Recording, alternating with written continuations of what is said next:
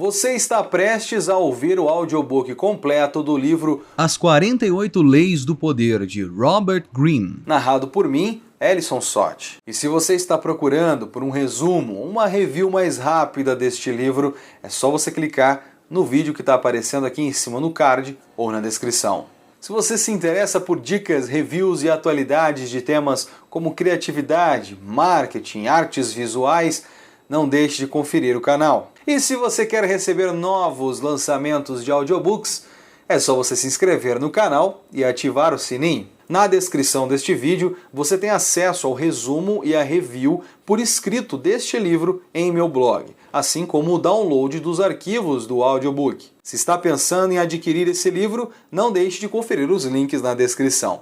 Assim você ganha desconto e também ajuda o canal a crescer. Agora eu te desejo um excelente livro e um bom proveito. Esta é a versão dividida por capítulos. Capítulo 2. Lei número 21. Faça-se de otário para pegar os otários. Pareça mais bobo do que o normal. Ninguém gosta de se sentir mais idiota do que o outro. O truque, portanto, é fazer com que suas vítimas se sintam espertas e mais espertas que você. Uma vez convencidas disso, elas jamais desconfiarão que você possa ter segundas intenções. A sensação de que alguém é mais inteligente do que nós é quase insuportável. Em geral, tentamos justificá-las de várias maneiras. O conhecimento dele é só teoria, enquanto o meu se baseia na realidade. Os pais dela pagaram para ela estudar. Se meus pais tivessem tido tanto dinheiro assim, se eu tivesse sido privilegiado, ele não é tão inteligente quanto pensa. Ela pode conhecer melhor do que eu a sua areazinha restrita, mas fora disso, ela não é nem um pouco esperta. Até Einstein era um idiota, quando não se tratava de física. Visto que a ideia de inteligência é tão importante para a vaidade da maioria das pessoas, é importante não insultar ou impugnar jamais inadvertidamente o poder do cérebro de uma pessoa. Esse é um pecado imperdoável. Mas se você conseguir tirar vantagem desta regra, ela abrirá para você todas as portas para a fraude. Subliminarmente, assegure as pessoas de que elas são mais inteligentes do que você, ou mesmo que você é um tanto bronco e vai conseguir fazer delas o que você quiser. A sensação de superioridade intelectual que você lhes dá afrouxará suas desconfianças. Em 1865, o conselheiro prussiano Otto von Bismarck queria que a Áustria assinasse um determinado tratado. Esse tratado era totalmente a favor da Prússia e contra os interesses da Áustria. E Bismarck teria de lançar mão da estratégia para convencer os austríacos. Mas o negociador austríaco, Conde Blum, era um ávido jogador de cartas. Seu jogo preferido era o 15. E ele costumava dizer que podia julgar o caráter de um homem pelo seu estilo de jogo. O prussiano mais tarde escreveria: "Foi a última vez que joguei 15. Fui tão imprudente que todos ficaram atônitos. Perdi vários talheres, a moeda da época, mas consegui enganar Blum, porque ele achou que eu era mais irresponsável do que sou na verdade, e recuou." Além de parecer afoito, Bismarck também se fez de ignorante e tolo, dizendo coisas absurdas e se pavoneando com um excesso de energia nervosa. Tudo isso fez Blum achar que ele tinha informações valiosas. Ele sabia que Bismarck era agressivo. O prussiano já tinha essa fama e o modo como jogava confirmava isso. E homens agressivos, Blum sabia, podem ser tolos e imprudentes. Por conseguinte, na hora de assinar o tratado, Blum achou que estava levando vantagem. Um tolo afoito como Bismarck, ele pensou. É incapaz de calcular e enganar a sangue frio. Por isso só olhou o tratado de relance antes de assinar. Não leu as letrinhas miúdas. Assim que a tinta secou, um alegre Bismarck exclamou na sua cara: "Ora, pensei que eu não fosse encontrar um diplomata austríaco disposto a assinar este documento. Os chineses têm um ditado: vestir a máscara de porco para matar o tigre."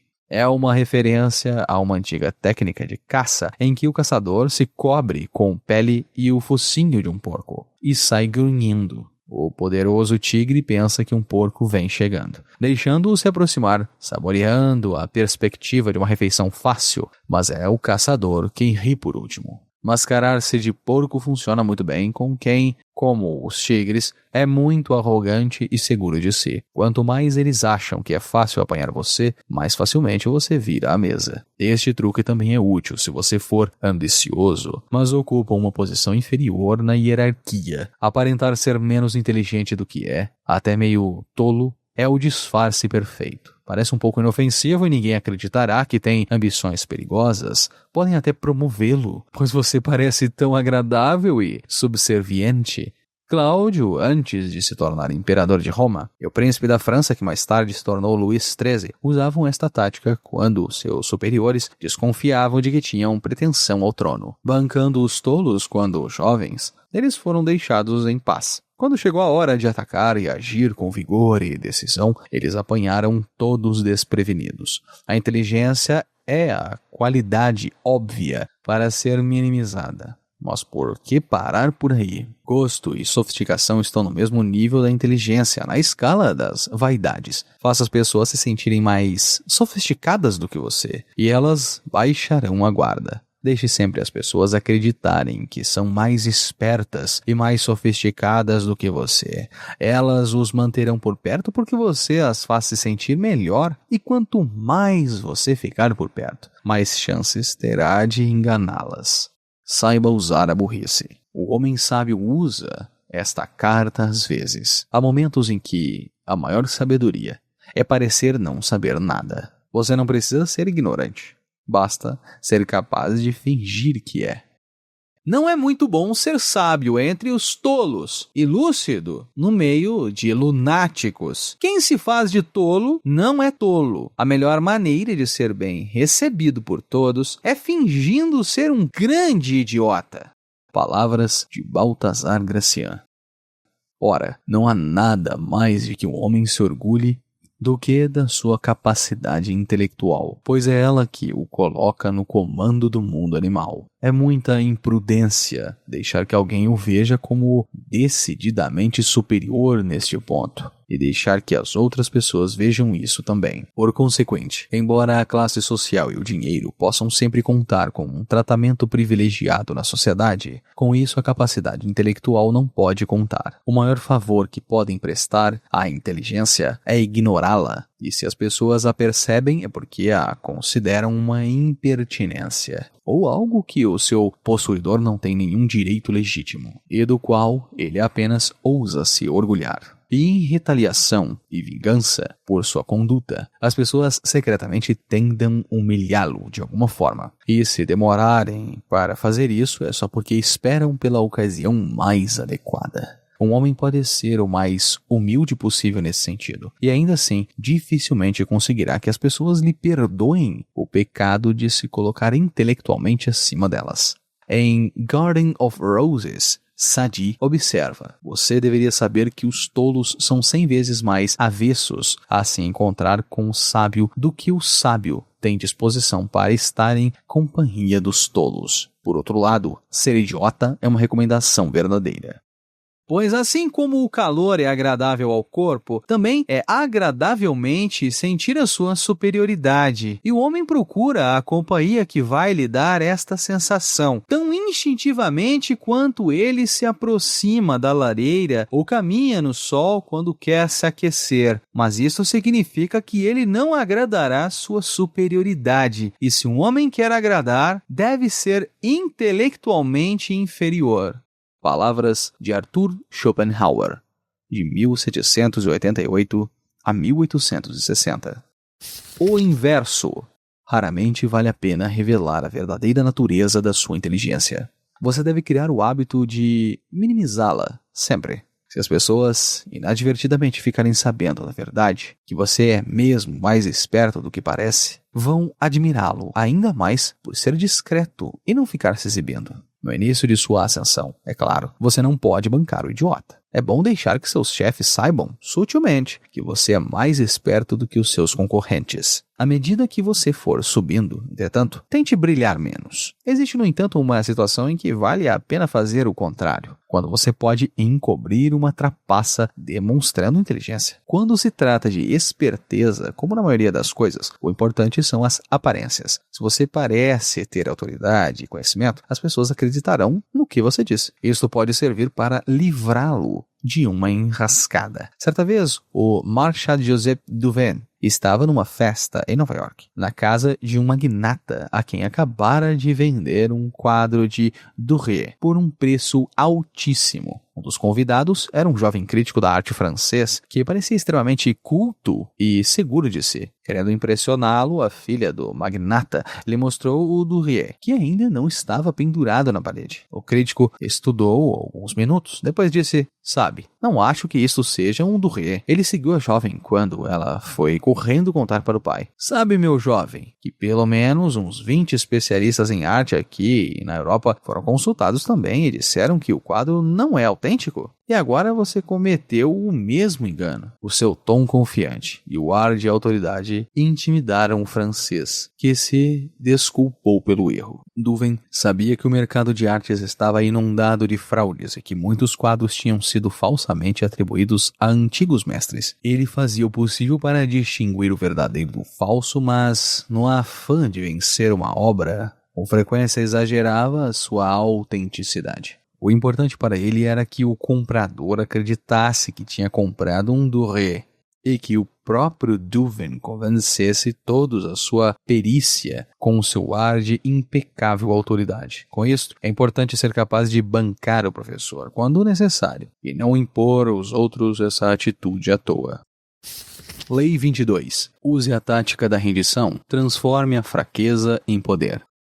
Se você é mais fraco, não lute só por uma questão de honra. É preferível se render. Rendendo-se, você tem tempo para se recuperar, tempo para atormentar e irritar o seu conquistador, tempo para esperar que ele perca o seu poder. Não lhe dê a satisfação de lutar e derrotar você. Renda-se antes. Oferecendo a outra face, você o enraivece e desequilibra. Faça da rendição um instrumento de poder. Se você é a parte mais fraca, não lucrará nada metendo-se numa briga inútil. Ninguém aparece para ajudar os fracos. Isso só traz prejuízos. Os fracos estão sozinhos e devem se entregar. Lutar não lhe dará nada, além do martírio, e muita gente que não acredita na sua causa morrerá. Fraqueza não é pecado, e pode até se tornar uma força se você aprender a jogar corretamente. A sorte muda e os poderes quase sempre são derrubados. A rendição disfarça um grande poder. Despertando a complacência do inimigo, você tem tempo para se recuperar, tempo para ir minando o terreno, tempo para se vingar. Não sacrifique este tempo em troca de mérito de participar de uma batalha na qual não sairá vencedor. O que nos causa problemas na esfera do poder é quase sempre a nossa própria reação exagerada aos movimentos de nossos inimigos e rivais. E esse exagero cria dificuldades que teríamos evitado se fôssemos mais sensatos. Tem também um efeito ricochete interminável,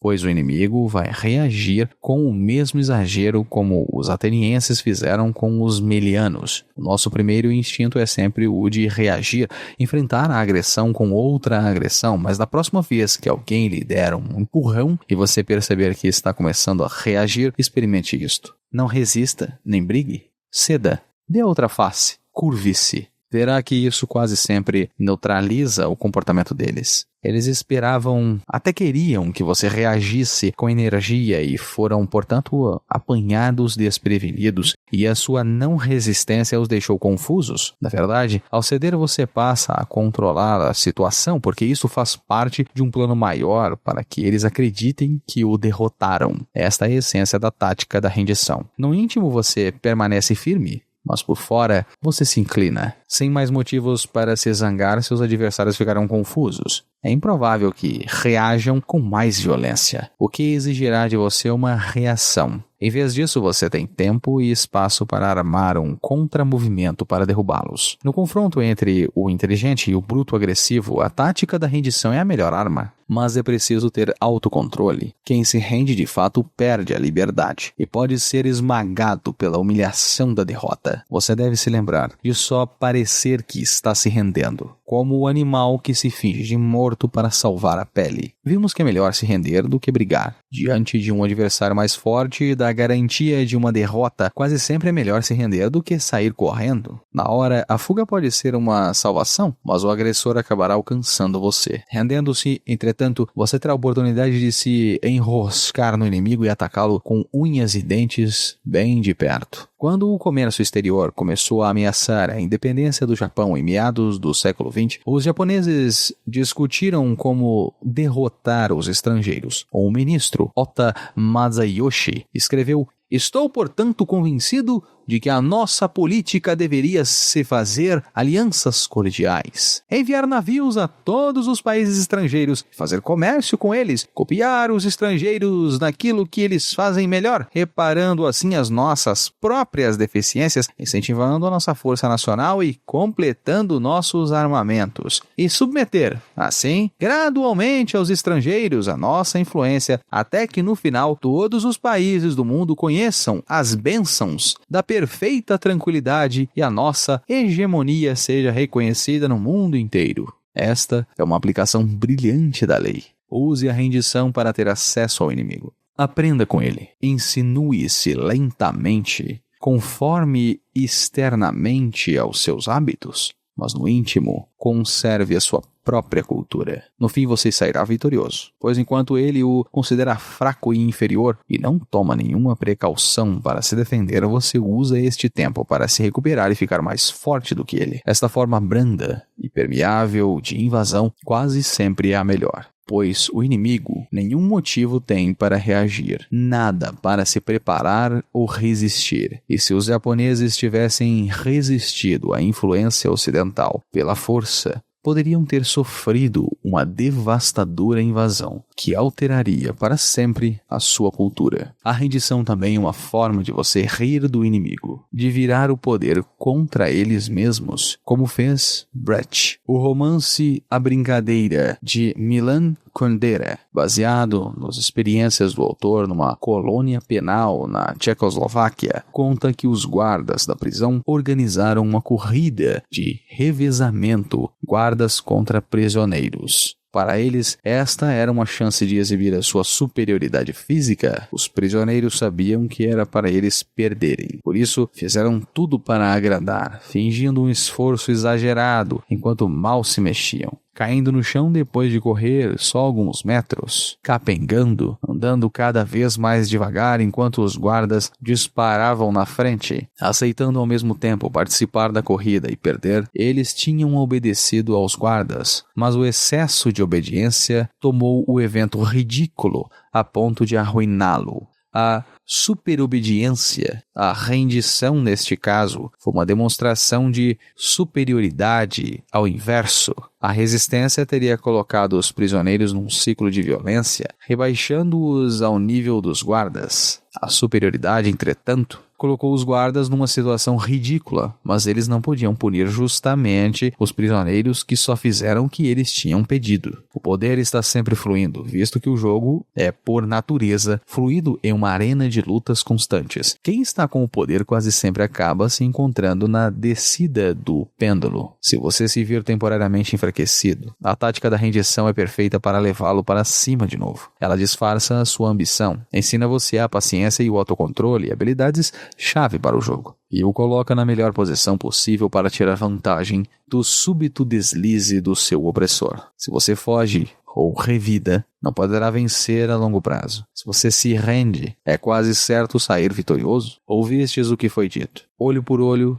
dente por dente. Eu também vos digo, não resistais ao perverso, mas a qualquer que vos ferir a face direita, voltai-lhe também a outra. E ao que quer demandar convosco e tirar-vos a túnica, deixai que também a capa. Se alguém vos obrigar a andar 1 milha, ide com ele 2. Palavras de Jesus Cristo em Mateus, versículo 5, parágrafo 38 ao 41.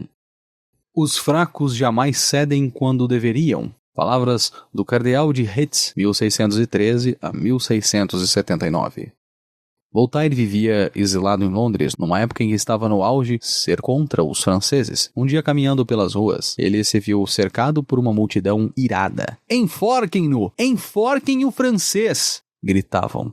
Voltaire calmamente se dirigiu à turba, dizendo o seguinte: "Ingleses, desejam me matar porque sou francês? Já não foi punido o suficiente por não ter nascido inglês?" A multidão aplaudiu as suas palavras sensatas e o escoltaram de volta aos seus alojamentos. The Little Brown Book of Anecdotes, Clifton Frodeman, ed. 1985. Lembre-se, quem está tentando exibir a sua autoridade ilude-se facilmente com a tática da rendição. Se você se mostra submisso, eles se sentem importantes, contentes, porque estão sendo respeitados, tornando-se alvos mais fáceis para um contra-ataque, ou para uma zombaria dissimulada, como fez Brett. Ao avaliar o seu poder ao longo do tempo, não sacrifique a capacidade de manobra a longo prazo pelas glórias efêmeras do martírio. Quando um grande senhor passa, o camponês sábio se inclina profundamente e peida em silêncio. Provérbio etíope. O inverso.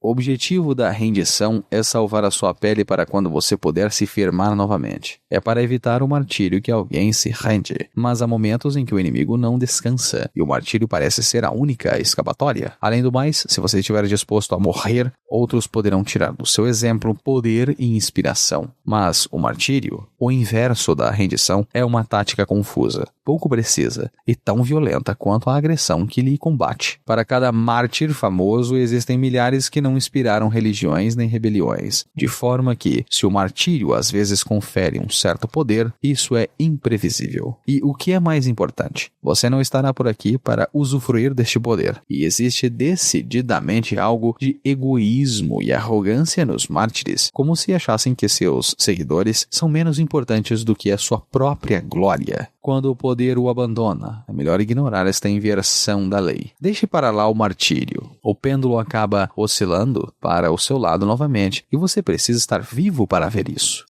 Lei número 23. Concentre as suas forças. Preserve suas forças e suas energias, concentrando-as no seu ponto mais forte. Ganha-se mais descobrindo uma mina rica e cavando fundo do que pulando de uma mina rasa para outra. A profundidade derrota a superficialidade sempre. As procuras fontes de poder para promovê-lo, descubra um patrono-chave. A vaca cheia de leite que o alimentará durante muito tempo. O mundo está passando por uma epidemia de divisões cada vez maiores. Dentro de países, grupos políticos, famílias e até indivíduos. Estamos todos num estado de total distração e difusão. Mal conseguimos colocar nossas cabeças numa direção e já estamos sendo puxados para centenas de outras. O nível de conflito do mundo moderno está mais alto do que nunca e já nos acostumamos com isso. A solução é uma forma de nos retirarmos para dentro de nós mesmos, para o passado, para formas mais concentradas de pensamento e ação. Como escreveu Schopenhauer, o intelecto é uma medida de profundidade, não uma medida de superficialidade. Napoleão conhecia o valor de concentrar suas forças no ponto fraco do inimigo. Era o segredo do seu sucesso nos campos de batalha, mas a sua força de vontade e a sua mente também estavam moldadas segundo esta noção. O propósito único e total concentração na meta e o uso destas qualidades contra pessoas menos concentradas, pessoas distraídas, a flecha acertará sempre o alvo e conquistará o inimigo. Casanova atribuía o seu sucesso na vida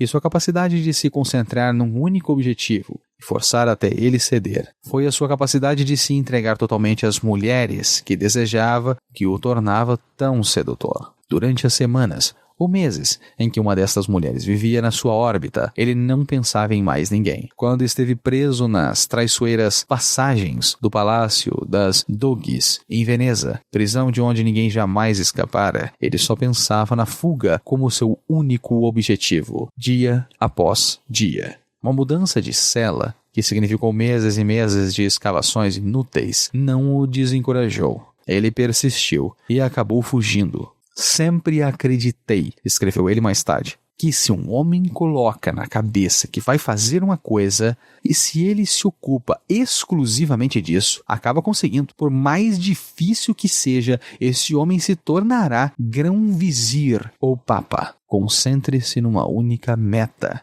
uma única tarefa. E insista até conseguir. No mundo do poder, você está sempre precisando da ajuda dos outros, em geral daqueles que têm mais poder do que você. O tolo pula de um para outro, acreditando que sobreviverá se espalhando. Mas um dos corolários da lei de concentração é que se economiza muita energia e se obtém mais poder, fixando-se a uma única fonte adequada de poder. O cientista Nikola Tesla se arruinou acreditando que conservaria a sua independência se não tivesse de servir a um único senhor. Ele até rejeitou a oferta de J.P. Morgan, que lhe ofereceu um rico contrato. No final, a independência, entre aspas, de Tesla significava que ele podia não depender de um único patrono, mas estava sempre tentando adular uma dúzia deles. No final da vida, ele percebeu seu erro. Todos os grandes pintores e escritores renascentistas se debateram com este problema.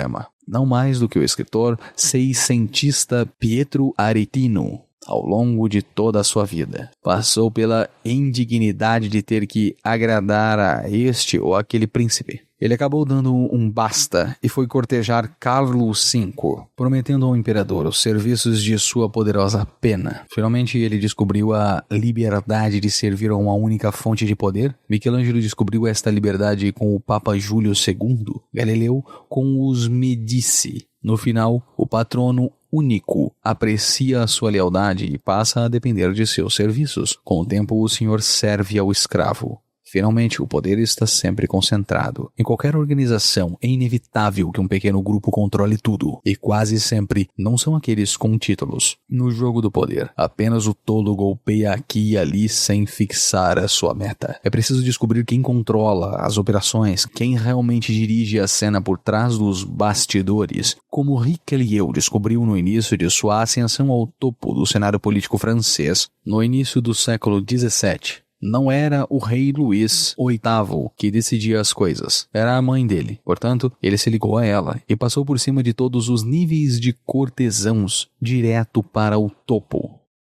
Basta encontrar petróleo uma vez, sua riqueza e poder estão garantidos para o resto da vida. A melhor estratégia é ser sempre muito forte, primeiro, em geral, depois no momento decisivo. Não há lei de estratégia melhor e mais simples do que manter as próprias forças concentradas. Em resumo, o primeiro princípio é: haja com a máxima concentração. Livro da Guerra, de Karl von Clausewitz, 1780 a 1831. Preze a profundidade mais do que a superficialidade. A perfeição está na qualidade, não na quantidade. O superficial não sai da mediocridade e a desgraça dos homens com interesse amplos e generalizados é que enquanto desejam comandar tudo, acabam não comandando nada. A profundidade dá fama e equivale ao heroísmo em questões sublimes. Palavras de Baltasar Gracian. O inverso. A concentração pode ser perigosa, e há momentos em que a dispersão é a tática adequada. Lutando contra os nacionalistas pelo controle da China, Mao Tse-tung e os comunistas fizeram uma guerra de retração em várias frentes, usando como sua principal arma a sabotagem e as emboscadas. A dispersão costuma ser adequada para o lado mais fraco. Ela é de fato o princípio crucial das guerrilhas. Ao lutar contra um exército superior, concentrando suas forças, você só se torna um alvo mais fácil. Melhor se dispersar no cenário e frustrar seu inimigo com a intangibilidade de sua presença. Ligar-se a uma única fonte de poder tem um grande perigo. Se a pessoa morre, vai embora ou cai em desgraça, você sofre. Isso é bastante prudente em épocas de grandes tumultos e mudanças violentas, ou quando seus inimigos são numerosos. Quanto mais patronos e senhores você tiver, menor o risco que você corre se um deles perder o poder. Essa dispersão até permitirá que você jogue um contra o outro. Mesmo que você se concentre numa única fonte de poder, continua tendo de ter cautela e se preparar para o dia em que o seu senhor, o patrono não estiver mais aqui para protegê-lo. Finalmente, exagerar num propósito único pode fazer de você um chato insuportável, especialmente nas artes.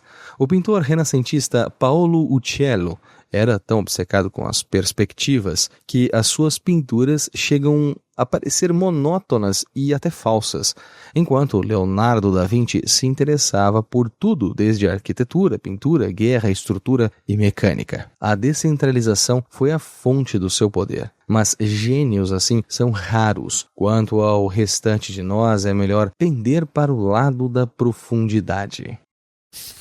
Lei 24. Represente o cortesão perfeito. O cortesão perfeito prospera num mundo onde tudo gira em torno do poder e da habilidade política. Ele domina a arte da dissimulação. Ele adula, cede aos superiores e assegura o seu poder sobre os outros de forma mais gentil e dissimulada. Aprenda e aplique as leis da corte e não haverá limites para você. Lei 25. Recrie-se.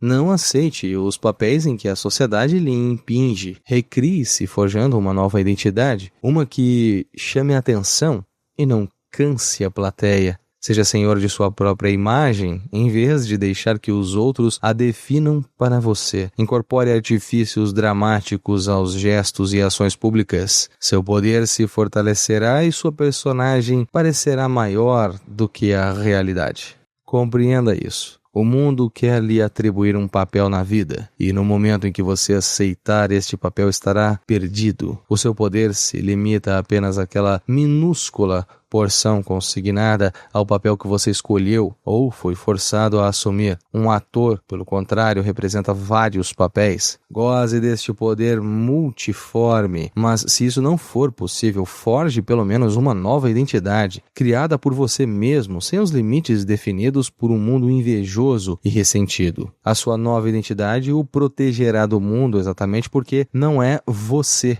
É uma roupa que você veste e depois tira. Não precisa levar as coisas para o lado pessoal. E a sua nova identidade o distinguirá, lhe dará uma presença dramática. Quem estiver lá na última fila poderá ver e ouvir você. Os da primeira fila ficarão maravilhados com a sua ousadia. A personalidade que lhe parece inata não é necessariamente você. Além das características herdadas, seus pais, amigos e colegas ajudaram a moldá-la. A tarefa prometeica do poderoso é a de assumir o controle do processo, não deixar mais que os outros tenham esta capacidade de limitá-la e moldá-la. Recrie-se como um personagem de poder. Esculpir você mesmo em um bloco de argila deve ser uma das tarefas mais importantes e agradáveis da sua vida. Faz de você basicamente um artista criando a si próprio. De fato, a ideia de autocriação vem do mundo artístico. Durante milhares de anos, só os reis e os mais altos cortesãos eram livres para mudar a sua imagem pública e determinar a sua própria identidade. Da mesma forma, só os reis e os senhores mais ricos podiam contemplar a sua própria imagem na arte e, conscientemente, alterá-la. O resto da humanidade representava um papel restrito, exigido pela sociedade, e tinha pouca consciência de si mesma. O primeiro passo no processo de autocriação é a autoconsciência, o estar consciente de si mesmo como ato de assumir o controle da sua aparência e das suas emoções. Como disse Diderot, o mau ator é aquele que é sempre sincero. As pessoas que estão sempre expondo a todos o que sentem são aborrecidas e constrangedoras. Apesar de sua sinceridade, é difícil levá-las a sério.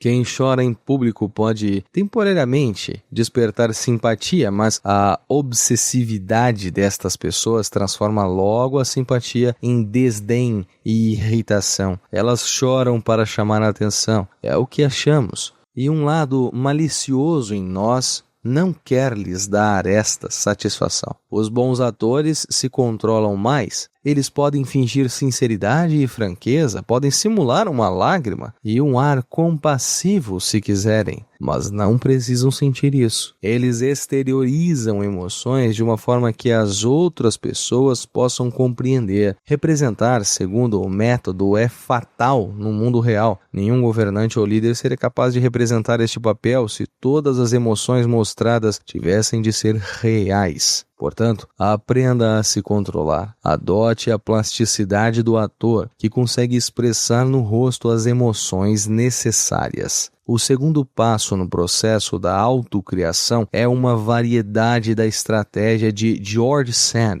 a criação de uma personagem memorável que chame a atenção, que se erga acima dos outros atores no palco. Este era o jogo de Abraham Lincoln. O homem simples, do campo, era um tipo de presidente que a América nunca tinha tido, mas que ficaria encantada em eleger. Embora muitas destas qualidades lhe fossem naturais, ele as representava. O chapéu, as roupas, a barba. Nenhum presidente antes dele usou barba. Lincoln também foi o primeiro presidente a usar fotografias para divulgar a sua imagem, ajudando a criar o ícone do presidente simples, entre aspas.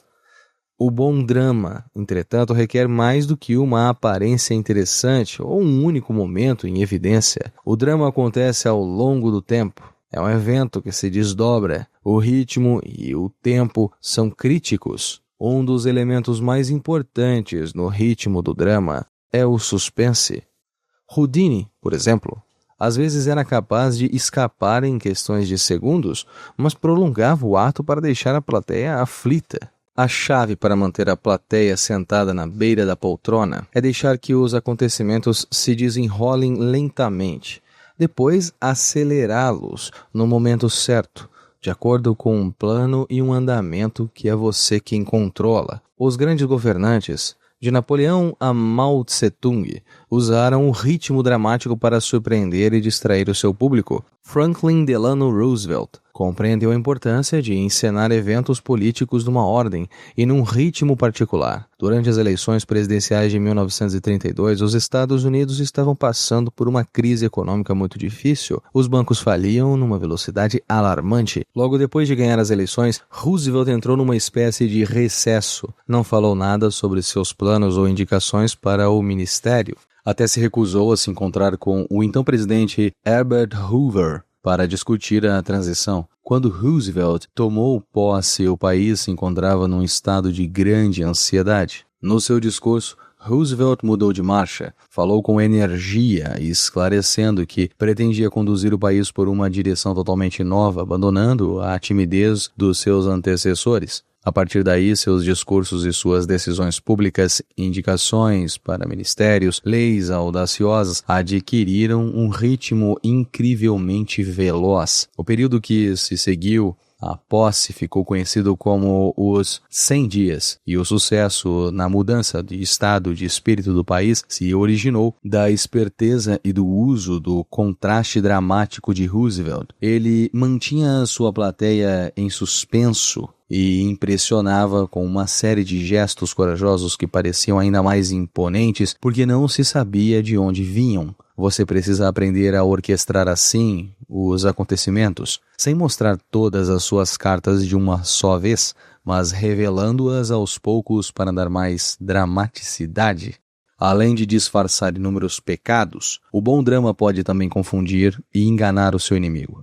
Você deve também avaliar a importância das entradas e saídas de cena. Quando Cleópatra foi conhecer César no Egito, chegou enrolada num tapete que mandou desenrolar aos seus pés. George Washington 2 vezes deixou o poder com floreios e fanfarras, primeiro como general, depois como um presidente que se recusou a concorrer a um terceiro mandato, mostrando que sabia dar importância ao momento, dramática e simbolicamente. Você deve ter o mesmo cuidado ao planejar as suas próprias entradas e saídas de cena. Lembre-se de que exagerar na representação pode ser contraproducente. É outra forma de se esforçar demais para chamar a atenção. O ator Richard Burton descobriu, logo no início de sua carreira, que ficando totalmente parado em cena fazia as pessoas olharem para ele e não para os outros atores. O importante não é tanto o que você faz, nitidamente, mas como você faz. A sua imobilidade graciosa e imponente no palco social conta mais do que o exagero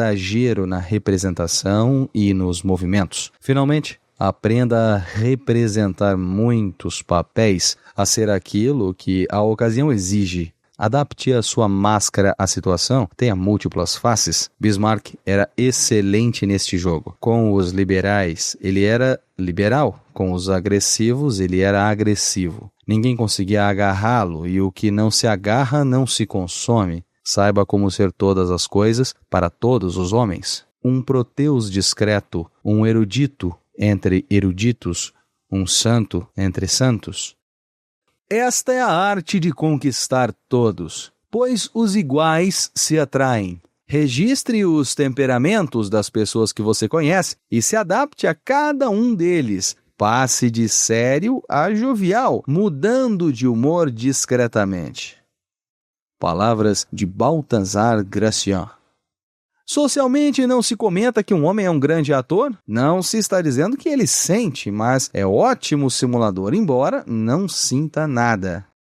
Palavras de Denis Diderot, de 1713 a 1784. O inverso.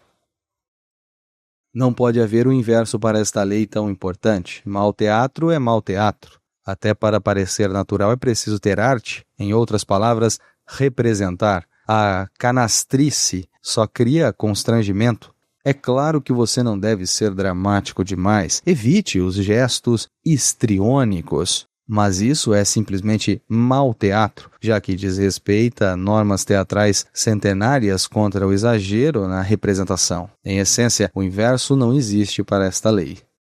Se você curte os audiobooks que eu trago aqui no canal, já pensou em se tornar um membro? Além de apoiar esse trabalho, você tem acesso exclusivo a conteúdos que não estão disponíveis publicamente. Isso mesmo, incluindo audiobooks completos e PDF dos livros, materiais extras e até novidades antes de todo mundo. Tudo isso por um valor simbólico que ajuda muito na continuidade desse projeto. Se o conhecimento que está adquirindo nesses livros está transformando a sua vida, seja membro e apoie a continuidade deste canal. Obrigado pelo apoio e um excelente livro. Lei 26. Mantenha as mãos limpas.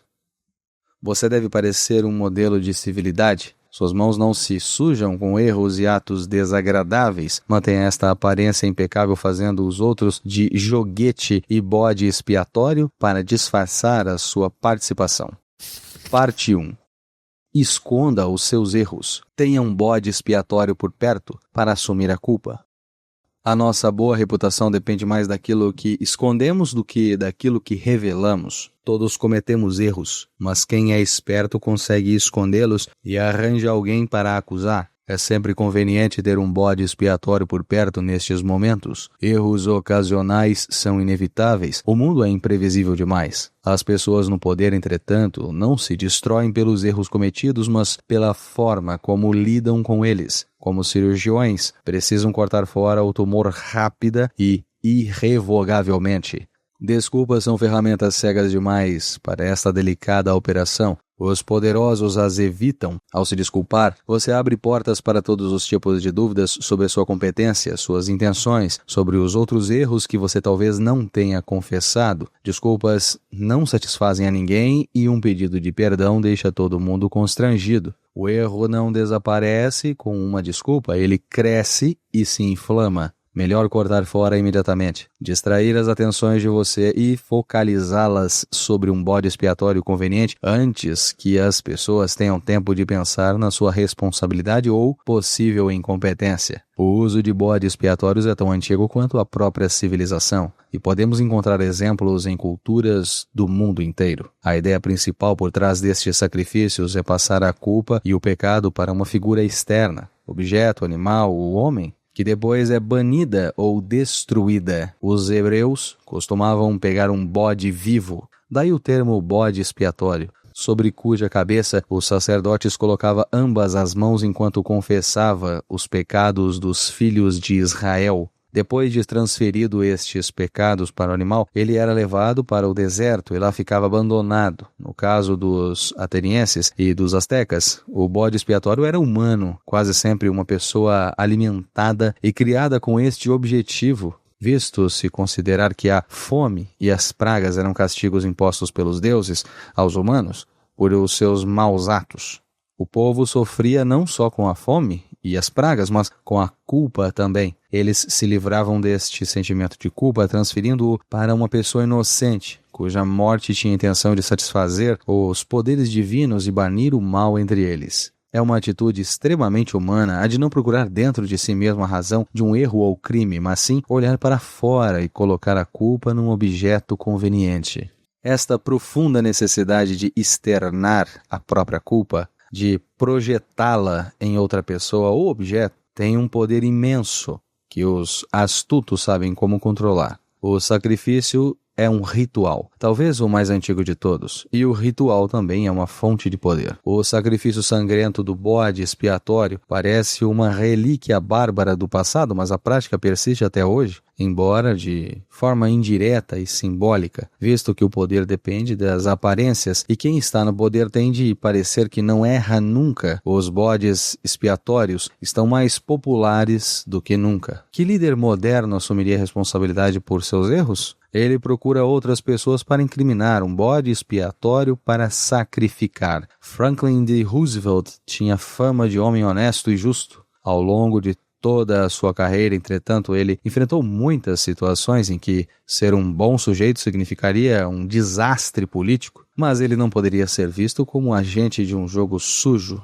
Durante 20 anos, portanto, seu secretário Louis Hu fez o papel de bode expiatório. Ele fazia os negócios nos bastidores, manipulava a imprensa, manobrava campanhas clandestinas e sempre que se cometia um erro, ou vinha a público um truque sujo contradizendo a imagem cuidadosamente elaborada de Roosevelt, Hu servia de bode expiatório e nunca se queixou disso. Além de convenientemente desviar a culpa, o bode expiatório serve de alerta aos outros. Em 1631, tramava-se para tirar do poder o cardeal francês Richelieu, um complô conhecido como o Dia dos Trouxas, entre aspas. Quase conseguiram, visto que dele participavam os altos escalões do governo, inclusive a rainha-mãe. Mas com sorte e seus próprios cúmplices, Richelieu sobreviveu.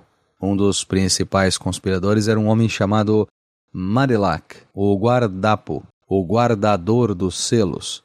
Richelieu não poderia mandar prendê-lo sem comprometer a rainha-mãe, tática que seria extremamente perigosa. Portanto, ele mirou o irmão de Marillac, um marechal do exército. Este homem não tinha nada a ver com o complô. Richelieu, entretanto, temendo que houvesse ainda no ar outras conspirações, especialmente no exército, decidiu dar um exemplo. Forjou acusações sobre o irmão de Marillac e ele foi julgado e executado. Assim, indiretamente, ele puniu o verdadeiro criminoso que se achava protegido e avisou aos futuros conspiradores que não relutaria em sacrificar inocentes para proteger o seu próprio poder. De fato, quase sempre é preferível escolher a vítima mais inocente possível como bode expiatório. Pessoas assim não terão poderes suficientes para lutar contra você e seus protestos ingênuos poderão parecer exagerados. Poderão ser vistos, em outras palavras, como sinal de sua culpa. Cuidado, entretanto, para não criar um mártir. É importante que você continue sendo a vítima, o pobre líder traído pela incompetência dos que o cercam. Se o bode expiatório parecer fraco demais e o seu castigo muito cruel, o tiro pode sair pela culatra. Às vezes você deve encontrar um bode expiatório mais poderoso, que a longo prazo desperte menos simpatia. Seguindo esta tendência, a história tem demonstrado várias vezes que vale a pena usar um associado próximo como bode expiatório. Isto é conhecido como, entre aspas, a queda do favorito. A maioria dos reis teve um favorito pessoal na corte, um homem a quem eles distinguiam dos outros, às vezes sem nenhum motivo aparente, e cobriam de favores e atenção. Mas este favorito podia servir como um conveniente bode expiatório se a reputação do rei se visse ameaçada. O público facilmente acreditaria na culpa do bode expiatório, porque o rei sacrificaria o seu favorito se ele não fosse culpado. E os outros cortesões, já ressentidos com o favorito, se alegrariam com a sua queda. O rei, enquanto isso, se livraria de um homem que provavelmente já sabia demais sobre ele, tendo até atitudes arrogantes e desdenhosas. Escolher um associado próximo como bode expiatório tem o mesmo valor da queda do favorito. Você pode perder um amigo ou ajudante, mas a longo prazo é mais importante esconder os seus erros do que confiar em alguém que um dia provavelmente vai se virar contra você. Além do mais, você sempre pode substituí-lo por outro favorito. Loucura não é cometer loucuras, e sim não conseguir escondê-las. Todos os homens erram, mas o sábio esconde os enganos que cometeu, enquanto o louco os torna públicos. A reputação depende mais do que de se esconder do que daquilo que se mostra. Se você não pode ser bom, seja cuidadoso. Palavras de Baltazar Gracián. Os atenienses mantinham regularmente uma quantidade de seres degradados e inúteis. E quando acontecia uma calamidade, tal como uma praga, enchente ou escassez de alimentos, estes bodes expiatórios eram levados e depois sacrificados, aparentemente apedrejados do lado de fora da cidade. Palavras de Sir James George Frazer, no livro The Golden Bough, em 1854 a 1941. Parte 2. Não coloque a sua mão no fogo. Uma rainha não deve sujar as suas mãos com tarefas inglórias. Nenhum rei pode aparecer em público com o rosto manchado de sangue. Mas o poder não sobrevive sem o esmagar constante de inimigos. Sempre haverá pequenas tarefas sujas que precisam ser feitas para manter você no trono. Em geral, será alguém fora do seu círculo imediato, que provavelmente não perceberá que está sendo usado. Você encontra estes trouxas por toda a parte. Gente que gosta de prestar favores, especialmente se você lhes jogar um ossinho ou dois em troca. Mas enquanto realizam tarefas que para eles podem parecer bastante inocentes, ou pelo menos totalmente justificadas, na verdade, abrem o caminho para você, espalhando as informações que você lhes dá, destruindo aos poucos pessoas que eles não percebem serem suas rivais, inadvertidamente promovendo a sua causa, sujando as mãos, enquanto as suas permanecem imaculadas. Se você estiver temporariamente enfraquecido e precisar de tempo para se recuperar, quase sempre é mais vantajoso usar as pessoas ao seu redor como uma cortina para esconder as suas intenções e como uma pata de gato para fazer o trabalho por você. Procure uma terceira parte com quem dividir um inimigo, mesmo que por motivos diversos. Depois se aproveite do seu poder superior para dar golpes que lhe custariam muito mais energia, visto que você é mais fraco. Você pode até, delicadamente, guiá-los para atitudes hostis. Procure sempre o flagrantemente agressivo. Com frequência, eles estão mais dispostos a entrar numa briga, e você pode escolher exatamente a briga certa para o seu objetivo. Saiba que prestar um favor não é coisa simples. Não se deve fazer estardalhaço, nem ser óbvio demais, pois quem recebe sente o peso da obrigação. Isto pode dar um certo poder a quem dá, mas é um poder que acaba se autodestruindo, porque só desperta ressentimento e resistência. Um favor prestado indiretamente e com elegância tem 10 vezes mais poder. O cortejador usa a mão enluvada para abrandar os golpes desfechados contra ele. Disfarça cicatrizes, torna o ato de resgate mais elegante e limpo. Ao ajudar os outros, o cortejador acaba se ajudando. Jamais imponha um favor seu. Busque um jeito de tirar indiretamente seus amigos de dificuldades sem se impor ou fazer com que eles se sintam devedores. Como líder, você pode imaginar que o zelo constante e a aparência de trabalhar mais do que todos signifique poder. Na verdade, entretanto, tudo isso tem o efeito contrário, sugere fraqueza. Por que você trabalha tanto? Talvez seja incompetente e tenha de se esforçar mais para continuar onde está. Talvez você seja uma destas pessoas que não sabem delegar poderes e precisam se meter em tudo. Os verdadeiramente poderosos, por outro lado, não parecem nunca ter pressa ou estar sobrecarregados de trabalho. Enquanto os outros se esfalfam, eles descansam. Sabem onde encontrar quem que vai labutar enquanto eles poupam suas energias e não queimam suas mãos no fogo. Similarmente, você pode achar que assumindo o trabalho sujo, envolvendo-se diretamente em ações desagradáveis, está impondo seu poder e inspirando temor. De fato, você está mostrando uma imagem feia e abusiva da sua alta posição. Pessoas verdadeiramente poderosas não sujam as mãos, ficam cercadas apenas de coisas boas e só anunciam conquistas gloriosas. Frequentemente você verá que é preciso, é claro, gastar energia ou ter uma atitude nociva, porém necessária, mas você não deve nunca parecer que é o agente desta ação. Encontre alguém para sujar as mãos por você. Desenvolva a arte de encontrar, usar e, no devido tempo, se livrar destas pessoas depois de cumprir o seu papel de pata de gato. Na véspera de uma importante batalha naval, o grande estrategista chinês do século III, Zhuge Liang,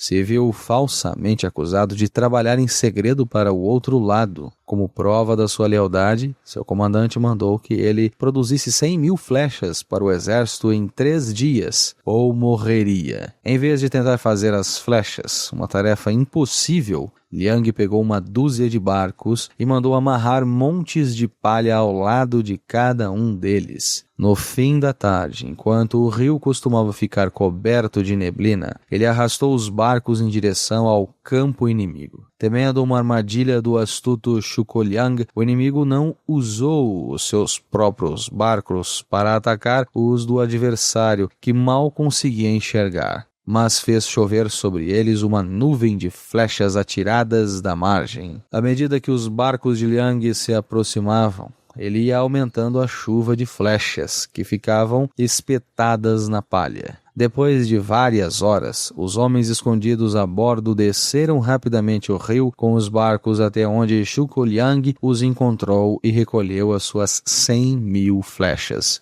Zhuge Liang jamais fazia um trabalho que os outros poderiam fazer por ele. Estava sempre imaginando truques desse tipo. A chave para o planejamento de uma estratégia assim é a capacidade de pensar com antecedência, de imaginar formas de atrair os outros para fazer o trabalho para você. Um elemento essencial para que essa estratégia funcione é disfarçar seu objetivo, envolvendo-o numa capa de mistério, como os estranhos barcos inimigos que surgem indistintamente no meio da névoa. Se os seus rivais não têm certeza do que você está querendo, acabarão reagindo de forma a se prejudicar. De fato, eles é quem sujarão as mãos por você. Se você disfarça suas intenções, fica muito mais fácil guiá-los para fazer exatamente o que você quer que seja feito, mas prefere não fazer você mesmo. Isso pode exigir a execução anterior de vários movimentos, como uma bola de bilhar que ricocheteia nos cantos algumas vezes antes de acertar a caçapa. O trapaceiro americano do início do século XX, Yellow Kid Whale, sabia que por mais hábil que fosse, se abordasse diretamente o otário rico perfeito, sendo ele um estranho, o sujeito ficaria desconfiado. Por isso, Whale procurava alguém que o otário já conhecesse para sujar as mãos por ele. Alguém numa posição inferior na hierarquia e que fosse um alvo improvável, menos suspeito. Whale fazia este alguém se interessar por um esquema que prometia render uma enormidade de dinheiro. Convencido de que o esquema era para valer, ele em geral sugeria, sem ninguém o lembrar disso, que seu chefe ou amigo rico também deveria participar. Com mais dinheiro para investir, este chefe ou amigo aumentaria o tamanho do bolo e todos ganhariam mais. O sujeito que servia de disfarce, então, envolveria o rico otário que era o alvo de Whale desde o início, mas que não desconfiaria de uma armadilha, visto que o seu confiável subordinado é que o tinha amarrado. Artifícios desse tipo são em geral a melhor maneira de abordar as pessoas com poder. Use um associado ou subordinado para fazer a ligação entre você e o seu alvo principal. O disfarce estabelece a sua credibilidade e o protege da desagradável aparência de estar exagerando na bajulação. A maneira mais fácil e eficaz de se aproveitar do disfarce quase sempre é dando-lhe uma informação falsa que ele vai logo contar para o seu alvo principal. Informações falsas ou inventadas são uma arma poderosa, especialmente se divulgadas por um trouxa de quem ninguém desconfia. Você vai ver que é muito fácil bancar o inocente e não deixar ninguém perceber a origem delas. O estratégico terapeuta Milton H. Erickson costumava ter entre seus pacientes casais em que a esposa queria fazer a terapia, mas o marido se recusava terminantemente. Em vez de se cansar tentando tratar diretamente com o homem, Erickson atendia a esposa sozinha e conforme ela ia falando, ele inseria na conversa interpretações do comportamento do marido que ele sabia que o irritariam. Com certeza, ela ia contar para o marido o que o médico tinha dito. Depois de algumas semanas, ele já estava tão furioso que acabava insistindo em acompanhar a mulher para acertar as contas com o médico. Finalmente, a ocasião em que se oferece deliberadamente para tirar a castanha do fogo pode lhe dar um grande poder, e é o ardil do perfeito cortesão. Seu símbolo é Sir Walter Raleigh, que certa vez colocou o seu casaco na lama para que a rainha Elizabeth não sujasse os sapatos. Como um instrumento que protege um senhor ou um par de coisas desagradáveis ou perigosas, você ganha um imenso respeito que mais cedo ou mais tarde dará seus dividendos. E, lembre-se, se conseguir dar a sua assistência de uma forma sutil e graciosa, em vez de se mostrar orgulhoso e incômodo, sua recompensa será ainda mais satisfatória e poderosa. Faça você mesmo tudo o que for agradável. Para o que for desagradável, você usa os outros. Com o primeiro procedimento, você sai favorecido. Com o segundo, você desvia a má vontade. Negócios importantes quase sempre exigem recompensas e punições. De você só deve vir o que é bom. O ruim virá dos outros. Palavras de Balthazar Gracian. Eu prefiro trair o mundo inteiro do que deixar que o mundo me traia. Palavras do general Tsu Tsuao, de 155 a 220 d.C. A justiça de Shelm. Certa vez aconteceu uma desgraça na cidade de Shelm. O sapateiro da cidade assassinou um dos seus clientes. Ele foi então levado ao juiz, que o condenou à forca. Anunciado o veredito, um dos cidadãos se levantou e gritou: "Se me permite, Vossa Senhoria acaba de condenar à morte o único sapateiro da cidade. Só temos ele, e ao enforcar, quem vai consertar nossos sapatos? Quem? Quem?" gritaram todos da cidade de Shelm a uma só voz. O juiz balançou a cabeça, concordando, e reconsiderou seu veredito. "Bom povo de Shelm", disse ele, "o que dizem é verdade. Visto que só temos um sapateiro, seria um grave erro contra a comunidade deixá-lo morrer. E como existem 2 telhadores na cidade, que um deles seja enforcado no seu lugar." Do livro A Treasure of Jewish Folklore, de Nathan Ausubel. Não se deve ser direto demais. Veja a floresta. As árvores retas são cortadas. As retorcidas permanecem de pé. Palavras do filósofo hindu do século III a.C., Kautilya. O inverso. O disfarce e o bode expiatório devem ser usados com extrema cautela e delicadeza. Eles são cortinas que escondem do público o seu próprio envolvimento no trabalho sujo. Se de repente a cortina se ergue e você for visto como manipulador, o senhor dos fantoches, toda a dinâmica mudará de rumo. Sua mão será vista por toda a parte e você será acusado de infortúnios com os quais não tem nada a ver. Depois que a verdade vem à tona, as coisas vão tomando uma proporção incontrolável. Em 1572, a rainha Catarina de Médici, na França, conspirava para acabar com Gaspard de Coligny, almirante da armada francesa e importante membro da comunidade huguenote, protestantes franceses. Coligny era amigo do filho de Catarina, Carlos IX, e ela temia sua crescente influência sobre o jovem rei. Ela arrumou, portanto, um membro da família Guise, um das reais mais poderosos da França, para assassiná-lo. Mas secretamente Catarina tinha outro plano. Ela queria que os huguenotes acusassem os Guise de terem matado um de seus líderes e se vingassem.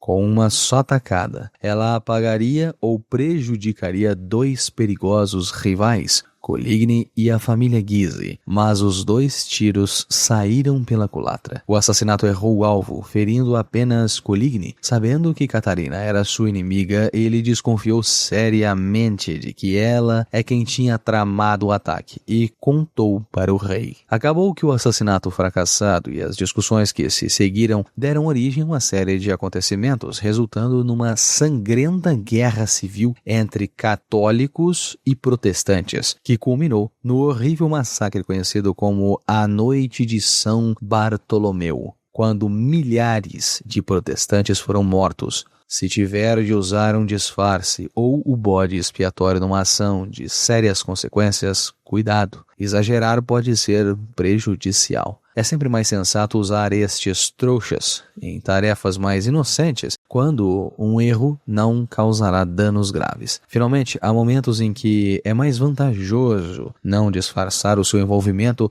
ou responsabilidade, mas assumir você mesmo a culpa por algum erro. Se você tem poder e está seguro dele, deve às vezes representar o penitente. Com o olhar pesaroso, você pede perdão aos mais fracos. É o truque do rei, que fica exibindo o seu sacrifício pelo bem-estar do povo. Ocasionalmente também é bom você se mostrar como o agente castigador para inspirar medo e terror nos seus subordinados. Em vez da pata de gato, você mostra a sua mão poderosa com o gesto ameaçador. Use este trunfo com parcimônia. Se usá-lo com muita frequência, o medo se transforma em ressentimento e ódio. Quando você perceber, estas emoções já terão se transformado numa forte oposição que acabará por derrubá-lo. Habitue-se a usar a pata de gato, é muito mais seguro. Lei 27. Jogue com a necessidade que as pessoas têm de acreditar em alguma coisa para criar um séquito de devotos. As pessoas têm um desejo enorme de acreditar em alguma coisa. Torne-se o foco deste desejo, oferecendo a elas uma causa, uma fé para seguir. Use palavras vazias de sentido, mas cheias de promessas. Enfatize o entusiasmo, de preferência a racionalidade e a clareza de raciocínio. Dê aos seus novos discípulos rituais a serem cumpridos. Peça-lhes que se sacrifiquem por você. Na ausência de uma religião organizada e de grandes causas, o seu novo sistema de crenças lhe dará um imensurável poder. A ciência do charlatanismo, ou de como criar um culto em 5 etapas. Na busca necessária de métodos para obter o poder com o mínimo de esforço, você verá que a criação de um séquito de devotos é o mais eficaz. Ter um grande séquito abre inúmeras possibilidades de trapaça. Não só eles o adorarão, como o defenderão de seus inimigos e assumirão voluntariamente o trabalho de atrair outros para o seu novo culto. Este tipo de poder o elevará a uma nova esfera. Você não terá mais de se esforçar ou usar de subterfúgios para impor a sua vontade. Você é adorado e não erra. Talvez você ache que criar um séquito desses seja uma tarefa colossal, mas é muito simples. Como seres humanos, temos uma necessidade desesperada de acreditar em alguma coisa. qualquer coisa. Isso nos torna eminentemente crédulos. Simplesmente não suportamos longos períodos de dúvidas ou vazio de não se ter algo em que acreditar. Baste que acenem na nossa frente com uma nova causa, um novo elixir, um esquema para enriquecer rápido, ou a última tendência tecnológica, ou movimentos artísticos que saltamos logo para morder a isca. Veja a história, as crônicas das 9 tendências e cultos que formaram massas de seguidores. Só elas bastam para encher uma biblioteca. Depois de alguns séculos, algumas décadas, alguns anos, alguns meses, em geral, tudo isso cai no ridículo. Mas na época pareceu tão atraente, tão transcendental, tão divino. Sempre apressados para acreditar em alguma coisa. Criamos santos e crenças. Do nada. Não desperdice esta credulidade. Torne-se você mesmo um objeto de adoração. Faça com que as pessoas criem um culto ao seu redor. Os grandes charlatões europeus do século XVII e XVIII dominaram a arte da criação de cultos. Eles viveram, como sabemos, uma época de grande transformação. A religião organizada estava em declínio, a ciência em ascensão. As pessoas estavam desesperadas para se reunir em torno de uma nova causa ou fé. Os charlatões começaram mascateando elixires medicinais e atalhos alquímicos para a riqueza. Nas rápidas passagens de cidade em cidade, eles originalmente focalizavam pequenos grupos, até que, por acaso, tropeçaram num fato real da natureza humana. Quanto maior o número de pessoas reunidas ao seu redor, mais fácil era enganá-las. O charlatão subia numa plataforma de madeira. Daí o termo saltimbanco, e multidões afluíam ao seu redor. Em grupo, as pessoas tornavam-se mais emotivas, menos capazes de raciocinar.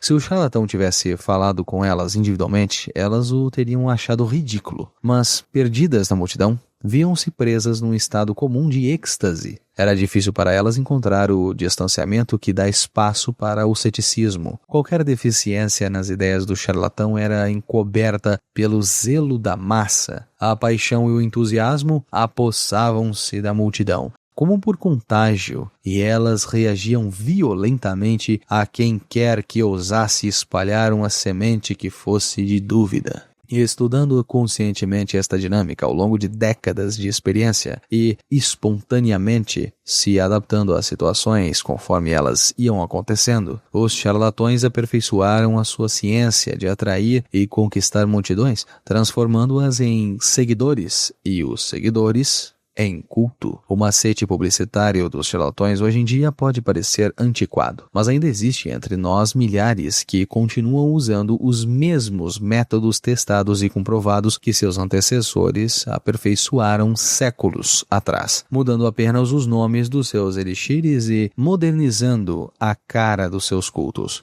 Encontramos estes charlatões contemporâneos em todas as áreas da vida, nos negócios, na moda, na política e na arte. Muitos deles talvez seguem a tradição charlatã sem ter nenhum conhecimento histórico, mas você pode ser mais sistemático e premeditado. Simplesmente siga as 5 etapas da criação de um culto que nossos ancestrais charlatões aperfeiçoaram ao longo dos anos. Primeira etapa. Seja vago, seja simples. Para criar um culto, você deve primeiro chamar a atenção. Isso não deve ser feito com ações que são muito claras e de fácil compreensão, mas com palavras que são nebulosas e enganadoras. No início, seus discursos, conversas e entrevistas devem incluir 2 elementos. 1. A promessa de algo grandioso e transformador. E outro, a total indefinição. Estes 2 elementos combinados estimularão os mais variados tipos de sonhos nebulosos nos seus ouvintes, que farão as suas próprias conexões e verão o que quiserem ver.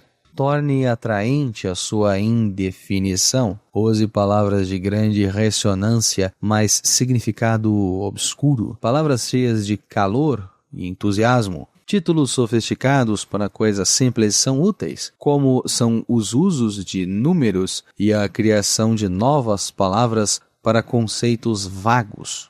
Tudo isso cria a impressão de conhecimento especializado, dando a você um verniz de profundidade. Para provar o que estou dizendo, tente tornar o assunto do seu culto uma novidade, de forma que poucos o compreendam. Feita corretamente, a combinação de promessas vagas, conceitos nebulosos, mas atraentes, e ardente entusiasmo alvoroçam as almas das pessoas e um grupo se formará ao seu redor. Use um discurso vago demais e você perderá a credibilidade. Ser específico, porém, é mais perigoso. Se você explica em detalhes os benefícios que as pessoas terão seguindo o seu culto, você terá de satisfazê-las. Como um corolário a essa indefinição, o seu apelo deve também ser simples.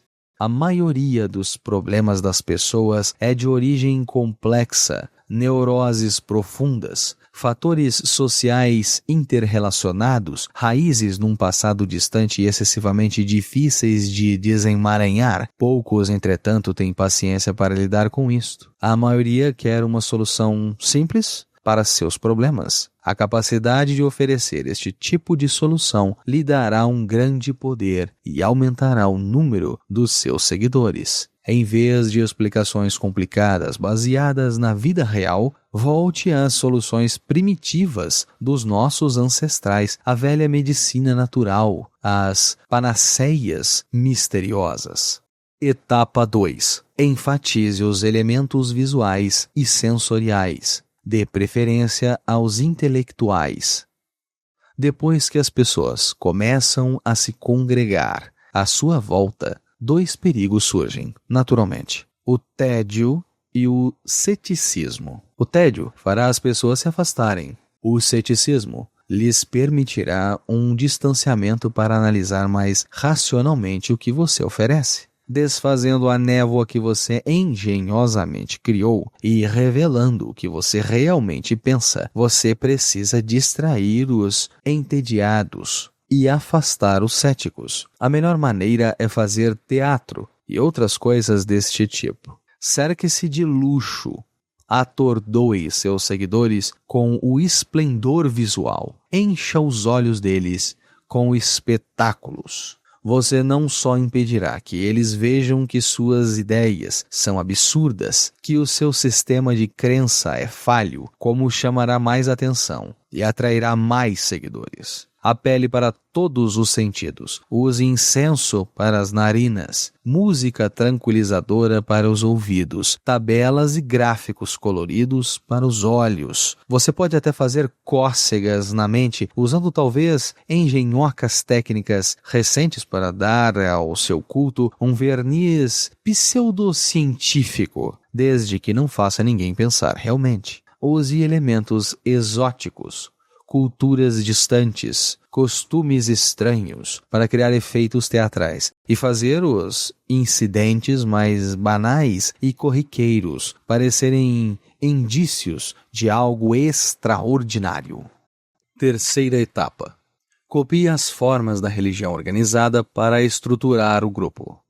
Seu séquito está crescendo. É hora de organizá-lo. Descubra um jeito, ao mesmo tempo, alegre e agradável. As religiões organizadas há muito tempo exercem uma inquestionável autoridade sobre um grande número de pessoas, e continuam assim na nossa era supostamente secular. E mesmo que a religião tenha perdido um pouco de sua influência, suas formas ainda ecoam poder. As associações altivas e sagradas da religião organizada podem ser infinitamente exploradas. Crie rituais para os seus seguidores. Organize-os hierarquicamente, nivelando-os em graus de santidade e dando-lhes nomes e títulos com matizes religiosos. Peça-lhes sacrifícios que encherão os seus cofres e aumentarão o seu poder. Para enfatizar a natureza semi-religiosa do seu grupo, fale e haja como um profeta. Você não é um ditador. Afinal de contas, você é um sacerdote, um guru, um sábio, um xamã ou qualquer outro termo que dissimule o seu verdadeiro poder nas brumas da religião. Quarta etapa. Disfarce a sua fonte de renda. O seu grupo cresceu e você o estruturou como uma igreja. Seus cofres estão começando a se encher com o dinheiro dos seus fiéis. Mas você não pode parecer muito ávido de dinheiro e do poder que ele traz. E neste momento que você precisa disfarçar a sua fonte de renda. Seus seguidores querem acreditar que, acompanhando você, tudo de bom lhes cairá no colo.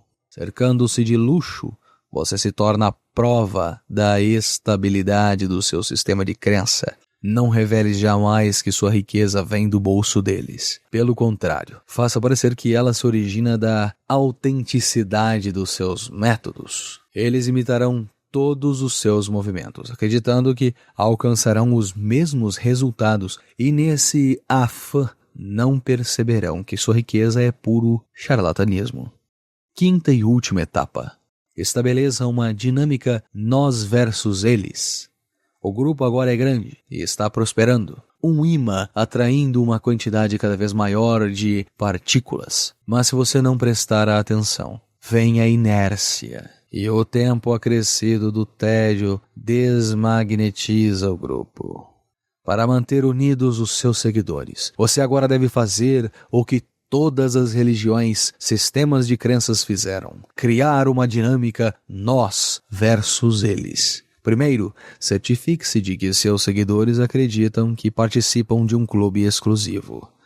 Sim, unidos por uma mistura de objetivos comuns a todos. Depois, para reforçar esta união, crie a ideia de que um inimigo, traiçoeiro, disposto a acabar com vocês, existe um exército de infiéis que farão tudo para deter você. Qualquer forasteiro que tentar revelar a natureza charlatã do seu sistema de crenças pode agora ser descrito como um membro desta força traiçoeira. Se você não tiver inimigos, invente um. Achando um Judas para malhar, seus seguidores ficarão mais unidos e coesos. Eles têm uma causa em que acreditar, a sua, os infiéis para destruir. Lembre-se, as pessoas não estão interessadas na verdade sobre a mudança. Elas não querem ouvir, dizer que ela é resultado de muito esforço, não. Ou foi motivada por coisas banais como exaustão, tédio ou depressão. Elas morrem de vontade de acreditar em algo romântico, de outro mundo. Querem ouvir falar de anjos e experiências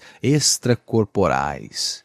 Agrade-as falando da origem mística de alguma mudança pessoal. Envolva em cores estéreas e ao seu redor se formará um grupo cultuando. Adapte-se às necessidades das pessoas. O Messias deve espelhar os desejos dos seus seguidores e mire sempre bem alto. Quanto maior e mais ousada a sua ilusão, melhor. Num grupo, o desejo de união social, mais antigo do que a própria civilização, anseia para ser despertado. Este desejo pode ser subordinado a uma causa unificadora. Mas por baixo existe uma sexualidade reprimida que o charlatão sabe muito bem como explorar e manipular. É isso o que Mesmer nos ensina. Nossa tendência a duvidar, o distanciamento que nos permite racionalizar, acaba quando nos reunimos em grupo. O calor e o efeito contagiante do grupo vence o ceticismo do indivíduo. Este é o poder que você conquista criando um culto. Além disso, brincando com a sexualidade reprimida das pessoas, você as leva a ver a exaltação dos seus sentimentos como o sinal de sua força mística. Você adquire um poder imenso trabalhando com a insatisfação das pessoas no seu desejo de uma espécie de unidade promíscua e pagã. Lembre-se também de que os cultos mais eficazes misturam religião com ciência. Pegue a tendência ou modismo tecnológico mais recente e misture-os a uma causa nobre, uma fé mística, uma nova forma de curar. As interpretações que as pessoas vão dar para o seu culto híbrido crescerão vertiginosamente e elas lhe atribuirão poder que você nunca imaginou dizer que tem. O charlatão adquire o seu grande poder abrindo simplesmente uma possibilidade para os homens acreditarem naquilo que já acreditam. Os crédulos não conseguem se manter distantes, eles se aglomeram em torno do milagreiro. Entrando na sua aura pessoal, entregam-se à ilusão solenemente como gado. Palavras de Grete de Francesco. Os homens são tão simplórios e tão dominados por suas necessidades imediatas que um mentiroso sempre encontrará muitos prontos para serem enganados. Palavras de Nicolau Maquiavel. O inverso. Uma das razões para a criação de um séquito é que, em geral, é mais fácil enganar um grupo do que um indivíduo, e você fica com muito mais poder. Isso, entretanto, é perigoso. Se num determinado momento o grupo percebe o que você está fazendo, você não só se verá diante de uma alma iludida, mas de uma multidão irada que o estralhaçará tão avidamente quanto o seguiu antes. Os charlatões enfrentavam constantemente este risco e estavam sempre prontos para se mudar para outra cidade quando se tornava evidente que seus elixires não funcionavam e suas ideias eram uma impostura. Se demorassem, pagavam com a vida. Brincando com as multidões, você brinca com fogo e deve ficar de olho sempre à espreita de lampejos de dúvida nos inimigos que colocarão a multidão contra você. Quando se brinca com as emoções de uma multidão, é preciso saber se adaptar, afinando-se constantemente com os humores e desejos do grupo. Os espiões mantenham-se informado e no controle, e de malas prontas. Por isso, talvez você prefira lidar com as pessoas individualmente. Isolando-as no seu ambiente normal, você pode conseguir o mesmo efeito de quando as coloca num grupo. Elas ficam mais suscetíveis a sugestões e intimidação. Escolha o otário certo e, se ele acabar percebendo o que você faz, pode ser mais fácil fugir dele do que de uma multidão. Lei 28. Seja ousado. Se você chegou até aqui é porque está no meio do livro. E eu quero saber como está sendo a sua experiência. Não deixe de dar a sua opinião aqui nos comentários sobre o livro e sobre o audiobook. E se você, assim como eu, gosta de sentir o aroma das novas páginas de um livro, aqui na descrição tem um link onde você pode comprar um exemplar pela Amazon e ainda ajuda o canal. Recado dado, voltamos à leitura. Lei 28. Seja ousado. Inseguro quanto ao que fazer, não tente. Suas dúvidas e hesitações contaminarão seus atos. A timidez é perigosa, melhor agir com coragem. Qualquer erro cometido com ousadia é facilmente corrigido com mais ousadia. Todos admiram o corajoso, ninguém louva o tímido.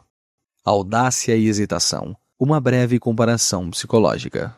Audácia e hesitação despertam reações psicológicas diferentes em seus alvos. A hesitação coloca obstáculos no seu caminho, a audácia os elimina. Quando você compreende isso, verá que é essencial superar a sua timidez natural e praticar a arte da ousadia. Estes são alguns dos efeitos psicológicos mais pronunciados da audácia e da timidez. A mentira, quanto mais ousada, melhor. Todos nós temos fraquezas e nossos esforços nunca são perfeitos. Mas agir com audácia tem a magia de ocultar nossas deficiências.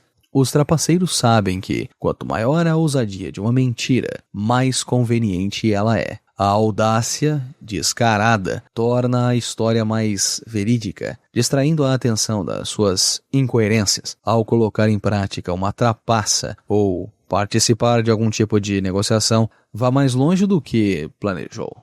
Peça à lua e ficará surpreso com a frequência com que a terá. Os leões rodeiam a presa hesitante. As pessoas têm um sexto sentido para as fraquezas alheias. Se num primeiro encontro você demonstrar a sua disposição de se comprometer, de ceder e se retrair, você desperta o leão, até nas pessoas que não estão necessariamente sedentas de sangue. Tudo depende da percepção e depois de visto como aquele tipo que rapidamente se coloca na defensiva, que está disposto a negociar e ser dócil, você vai ser controlado sem misericórdia. Coragem lembra medo. Medo lembra autoridade. Um movimento corajoso faz você parecer maior e mais poderoso do que é. Se for repentino, com a velocidade e a dissimulação de uma serpente, inspira medo ainda maior. Ao intimidar com um movimento corajoso, você estabelece um precedente. Nos próximos encontros, as pessoas ficarão na defensiva, com o terror de um novo ataque. Fazendo as coisas pela metade e de modo desanimado, você cava mais fundo a sua sepultura. Se você começa a agir sem estar totalmente confiante, estará colocando obstáculos no seu próprio caminho. Se surgir um problema, você ficará confuso, vendo opções onde elas não existem e criando, sem perceber, mais problemas ainda. Recuando diante do caçador, a lebre tímida cai mais rapidamente nas suas armadilhas. A hesitação cria lacunas, a coragem as desfaz. Quando você para pensar, quando você hesita, cria uma lacuna que dá aos outros tempo para pensar também. Sua timidez contagia as pessoas com uma estranha energia, criando constrangimento. A dúvida surge de todos os lados. A coragem desfaz as lacunas. A rapidez de movimento e a energia de ação não dão aos outros espaço para dúvidas e preocupações. Na sedução, a hesitação é fatal. Faz a sua vítima ter consciência de suas intenções. O movimento corajoso coroa de triunfo a sedução. Não dá tempo para reflexões. A audácia distingue você do rebanho. A coragem lhe dá presença e o faz parecer maior. O tímido se mistura com o papel de parede. O corajoso chama a atenção. E o que chama a atenção atrai poder. É impossível desviar o olhar do audacioso. Ficamos ansiosos para ver qual será o seu próximo movimento. O desmesurado engana o olho humano, distrai e nos assombra, e é tão evidente que não podemos imaginar que exista ali qualquer ilusão ou fraude. Arme-se de grandeza e coragem, estique as suas fraudes até onde puder. Depois continue esticando. Se sentir que o otário desconfia, faça como o intrépido Lustig. Em vez de recuar ou baixar o preço, ele simplesmente o aumentou, pedindo e conseguindo um suborno. Pedindo mais, você coloca a outra pessoa na defensiva, você corta o efeito prejudicial do compromisso e da dúvida e a vence com a sua coragem. O mundo está cheio de homens que desprezam você, que temem a sua ambição e protegem ciumentamente as suas áreas cada vez menores de poder. Você deve estabelecer a sua autoridade e conquistar o respeito, mas assim que os seus inimigos perceberem a sua crescente audácia, vão agir para contrariar você. Negocie com um inimigo e você estará lhe dando oportunidades. Um pequeno compromisso torna-se o ponto de apoio para acabar com você. Um súbito movimento audacioso, sem discussões ou avisos, desfaz estes pontos de apoio e aumenta a sua autoridade. Você aterroriza os que duvidam e desprezam e conquista a confiança dos muitos que admiram e glorificam quem tem coragem. Medo dos grandes, desde o rei da França até o imperador dos Habsburgo. Quanto maior o alvo, mais atenção você chama. Quanto mais corajoso o ataque, mais você se distingue da multidão e mais admirado será. A sociedade está repleta de gente com ideias ousadas, mas sem estômago para imprimi-las e publicá-las. Dê voz ao sentimento do público. A expressão de sentimentos em comum é sempre poderosa. Procure o alvo mais evidente possível e dê o seu tiro mais audacioso. O mundo gostará do espetáculo e você dará ao pobre diabo, isto é, glória e poder, vida ou morte. Você deve praticar e desenvolver a sua ousadia. Encontrará frequentemente ocasiões para usá-la. O melhor lugar para começar, quase sempre, é o delicado mundo das negociações, particularmente aquelas discussões em que lhes pedem para fixar o seu próprio preço. Quantas vezes nos desvalorizamos pedindo muito pouco? quando Cristóvão Colombo propôs que os espanhóis financiassem a sua viagem para as Américas, exigiu também, com insana ousadia, o título de Grande Almirante dos Oceanos. A corte concordou. O preço que ele fixou foi o que recebeu, exigiu ser tratado com respeito e foi. Henry Kissinger também sabia que, nas negociações, fazer exigências ousadas funciona melhor do que começar com concessões gradativas e tentar satisfazer o outro. Coloque o seu preço lá em cima e depois, como fez o Conde Lustin, suba mais ainda. Compreenda. Se a ousadia não é natural, a timidez também não. Ela é um hábito adquirido, porque se quer evitar conflitos. Se você está dominado pela timidez, portanto, livre-se dela. O medo que você sente das possíveis consequências de uma ousadia não é proporcional à realidade. E de fato a timidez tem consequências piores. Seu valor é rebaixado e você cria um ciclo vicioso de dúvidas e desastres. Lembre-se, os problemas criados por uma atitude ousada podem ser disfarçados, até remediados, por uma ousadia ainda maior. Eu certamente acho que é melhor ser impetuoso do que prudente, pois a sorte é uma mulher e é preciso, se desejar dominá-la, conquistá-la pela força. E é visível que ela se deixa dominar pelo ousado, de preferência ao que age friamente. E, portanto, como uma mulher, ela é sempre amiga dos jovens, pois são menos cautelosos, mais ferozes e a dominam com mais audácia. Palavras de Nicolau Maquiavel. Ponha-se a trabalhar sempre sem receio de imprudências. O medo do fracasso na mente de quem age já é, para o observador, evidência de fracasso. Ações são perigosas quando há dúvidas quanto à sua sensatez. Seria mais seguro não fazer nada. Palavras de Baltasar Gracian. Como ser vitorioso no amor?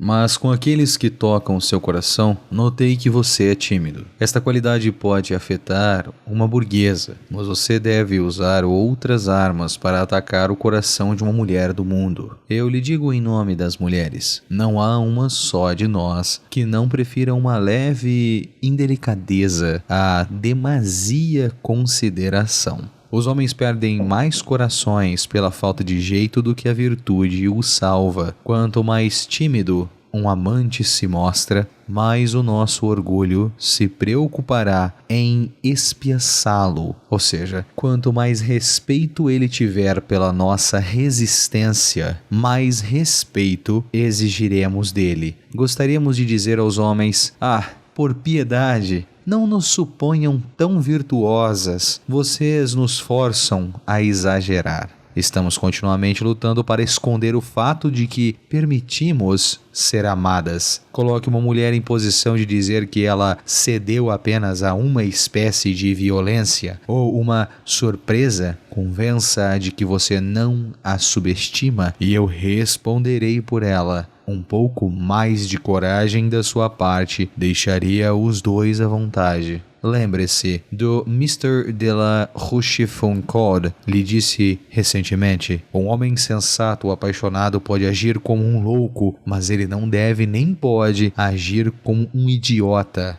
Do livro Life Letters and Epicurean Philosophy of Ninon de l'Enclos, escrito por Ninon de l'Enclos de 1620 a 1705. O inverso. A ousadia não deve ser uma estratégia por trás de todas as ações. É um instrumento tático para ser usado no momento certo. Planeje e pense com antecedência e que o elemento final seja um movimento ousado que lhe dará o sucesso. Em outras palavras, visto que a ousadia é uma reação apreendida, também se aprende a controlá-la, utilizá-la à vontade. Passar pela vida armado apenas de audácia seria cansativo e também fatal. Você ofenderia muita gente, como provam os que não conseguem controlar a sua audácia. A timidez não tem lugar no reino do poder, mas com frequência será vantajoso você fingir que é tímido. Aí, é claro, não se trata mais de timidez, mas de uma arma ofensiva. Você está iludindo os outros exibindo uma timidez para lhes mostrar as suas garras corajosamente mais tarde. Lei número 29. Planeje até o fim. O desfecho é tudo. Planeje até o fim, considerando todas as possíveis consequências, obstáculos e reveses que possam anular o seu esforço e deixar que os outros fiquem com os louros. Planejando tudo até o final, você não será apanhado de surpresa e saberá quando parar. Guie gentilmente a sorte e ajude a determinar o futuro pensando com antecedência. A maioria dos homens segue o coração, não a cabeça. Seus planos são vagos e, diante de obstáculos, eles improvisam. Mas a improvisação levará você até a próxima crise e não substitui jamais a previsão das próximas etapas e o planejamento até o final. Existe um motivo muito simples para a maioria dos homens não saber quando sair do ataque. Eles não têm uma ideia concreta do seu objetivo. Obtida a vitória, eles querem mais. Parar, visar a um objetivo e não se desviar dele parece quase inumano. De fato, porém nada é mais importante para se manter no poder.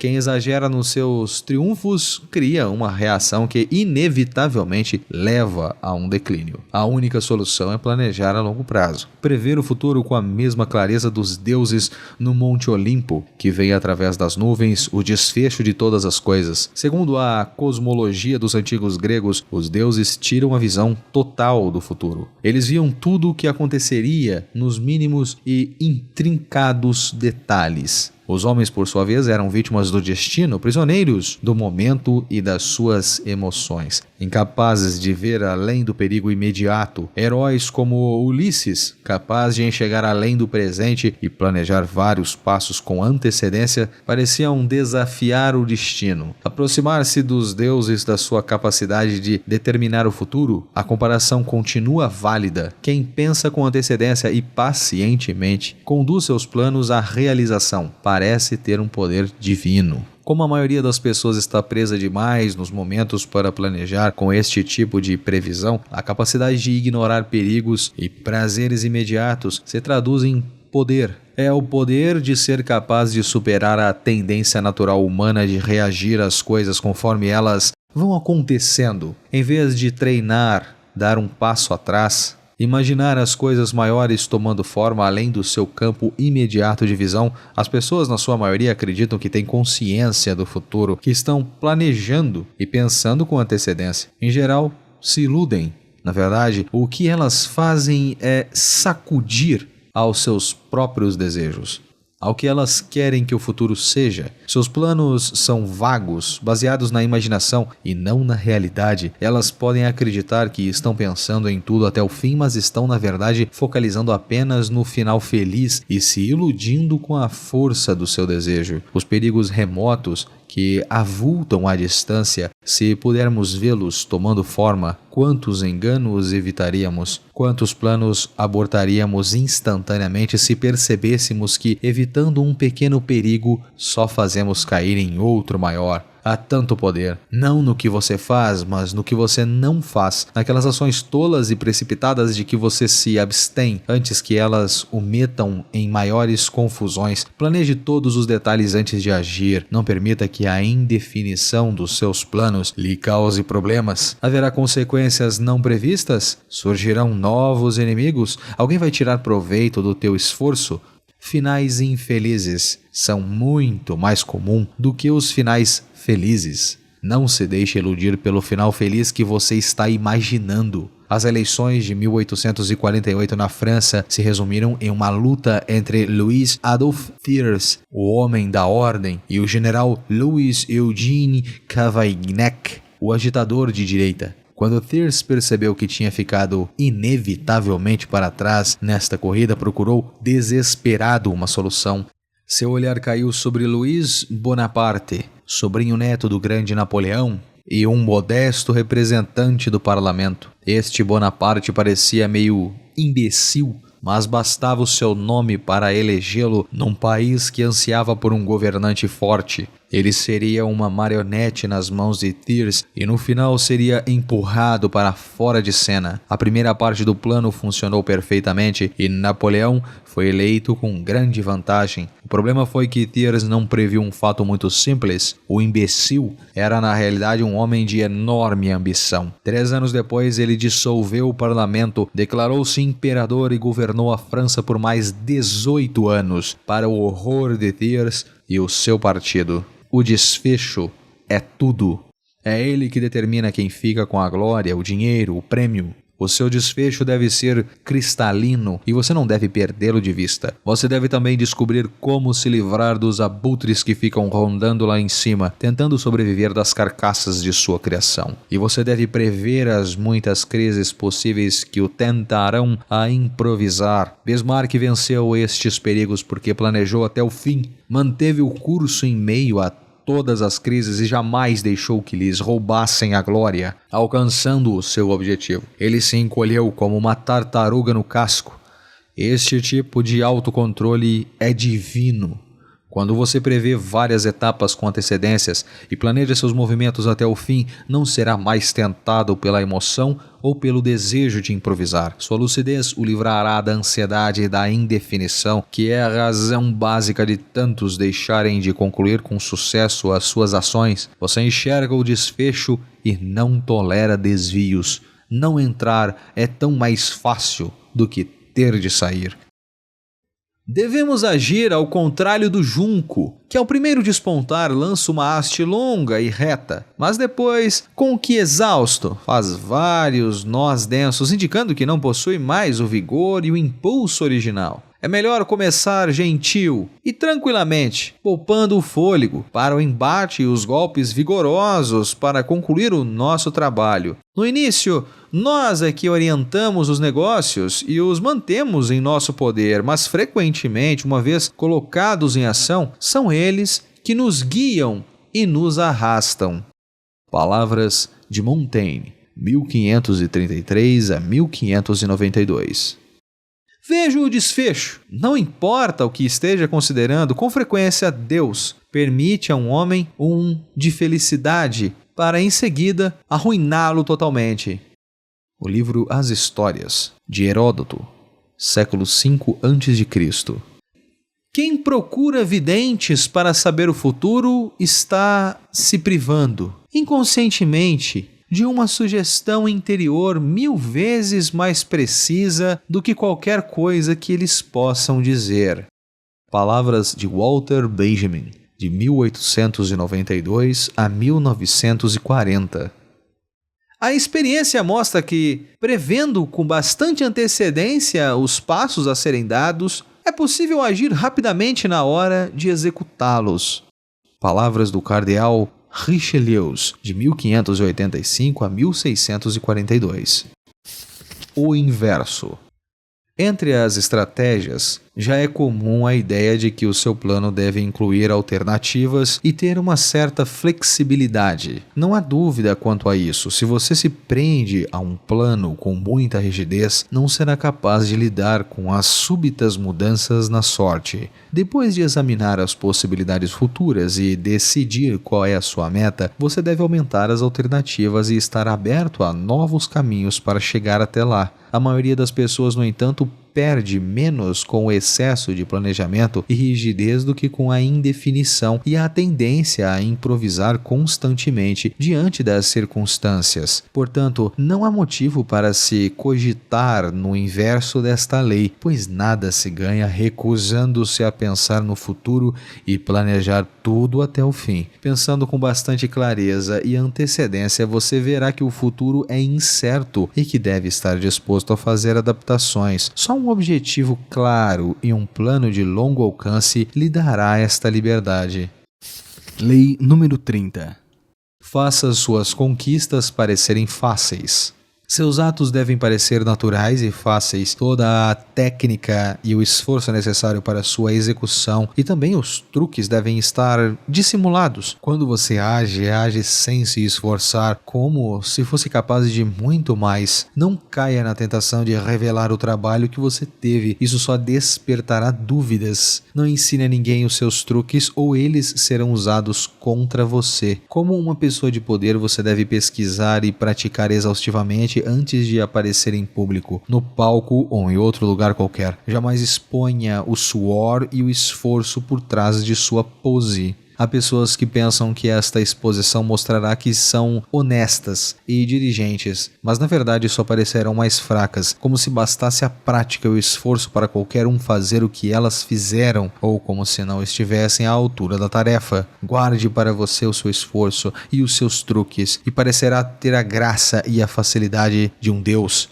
Ninguém jamais vê revelada a origem do poder divino, só se vê os seus efeitos. A humanidade teve as suas primeiras noções de poder com os primitivos confrontos com a natureza.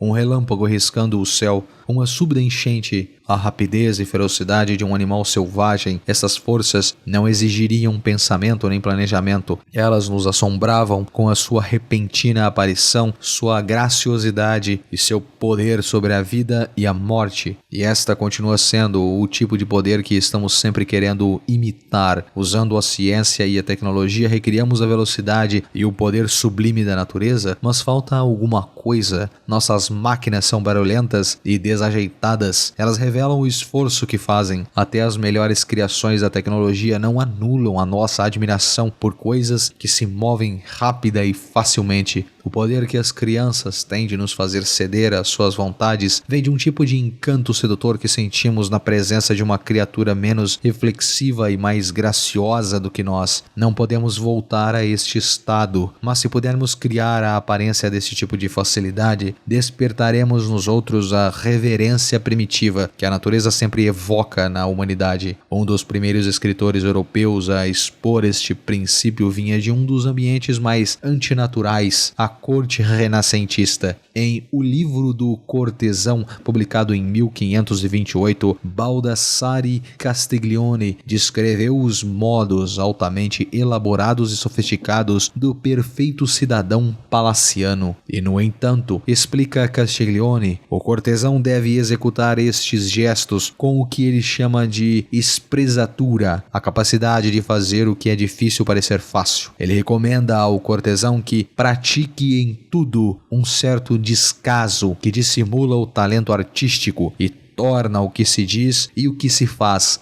aparentemente natural e fácil. Todos nós admiramos a realização de algum efeito extraordinário, mas se ele for natural e gracioso, nossa admiração é 10 vezes maior, enquanto esforçar-se no que está fazendo e não fazer mistério disto revela uma extrema falta de graça e faz com que tudo, não importa o seu valor, tenha um desconto. A ideia de espresatura vem principalmente do mundo da arte. Todos os grandes artistas do Renascimento mantinham suas obras cuidadosamente em sigilo. Só depois de terminada a obra era mostrada ao público. Michelangelo proibia até os papas de verem os seus trabalhos em andamento. O artista renascentista tinha o cuidado de fechar a porta de seus estúdios, seja para os patronos como para o público em geral, não por medo de imitação, mas porque a feitura da obra prejudicaria a magia do efeito e a sua estudada atmosfera de beleza fácil e natural. O pintor renascentista Vasari, que foi também o primeiro grande crítico de arte, ridicularizava as obras de Paolo Uccello, obcecado com as leis de perspectiva. Um esforço de Uccello para melhorar a aparência de perspectiva era óbvio demais nas suas obras. Suas pinturas ficavam feias e elaboradas, sobrecarregadas com o esforço que ele fazia para conseguir os efeitos que desejava. Reagimos da mesma forma quando vimos artistas representando de uma forma muito exagerada. O excesso de esforço desfaz a ilusão, também nos deixa constrangidos. Os artistas calmos e graciosos, por suas vezes, não deixam a vontade, dando a ilusão de naturalidade de serem eles mesmos, mesmo que tudo que eles fazem implique em muito trabalho e prática. A ideia de expressatura é revelante em todas as formas de poder, pois o poder depende vitalmente das aparências e das ilusões que você cria. Suas ações em público são como obras de arte. Devem agradar aos olhos, criar expectativas, até divertir. Quando você revela o esforço de sua criação, torna-se mais um mortal entre tantos outros, o que é compreensível, não inspira respeito. Achamos que poderíamos fazer igual e se também tivéssemos tempo e dinheiro. Evite a tentação de mostrar como você é brilhante. Você é mais esperto, ocultando os mecanismos do seu brilhantismo. Ao aplicar este conceito à sua vida diária, Taylor Rand ampliou muito a sua aura de poder. Nunca lhe agradou trabalhar demais, portanto fazia os outros trabalharem por ele, espionando, pesquisando, fazendo minuciosas análises. Com tanta força disponível, ele mesmo nunca parecia se cansar. Quando os seus espiões revelavam que uma determinada coisa estava para acontecer, ele a comentava socialmente como se estivesse sentindo esta iminência. Consequentemente, as pessoas achavam que ele era clarividente. Suas declarações medulares e sua espirituosidade pareciam sempre resumir uma situação perfeitamente, mas estavam baseadas em muita pesquisa e raciocínio. Para quem estava no governo, inclusive o próprio Napoleão, Taylor Rand dava a impressão de um poder imenso, efeito que dependia totalmente da aparente facilidade com que ele realizava suas proezas. Existe um outro motivo para esconder seus atalhos e truques. Se você deixar vazar estas informações, estará dando aos outros ideias que poderão usar contra você. Você perde o benefício do silêncio.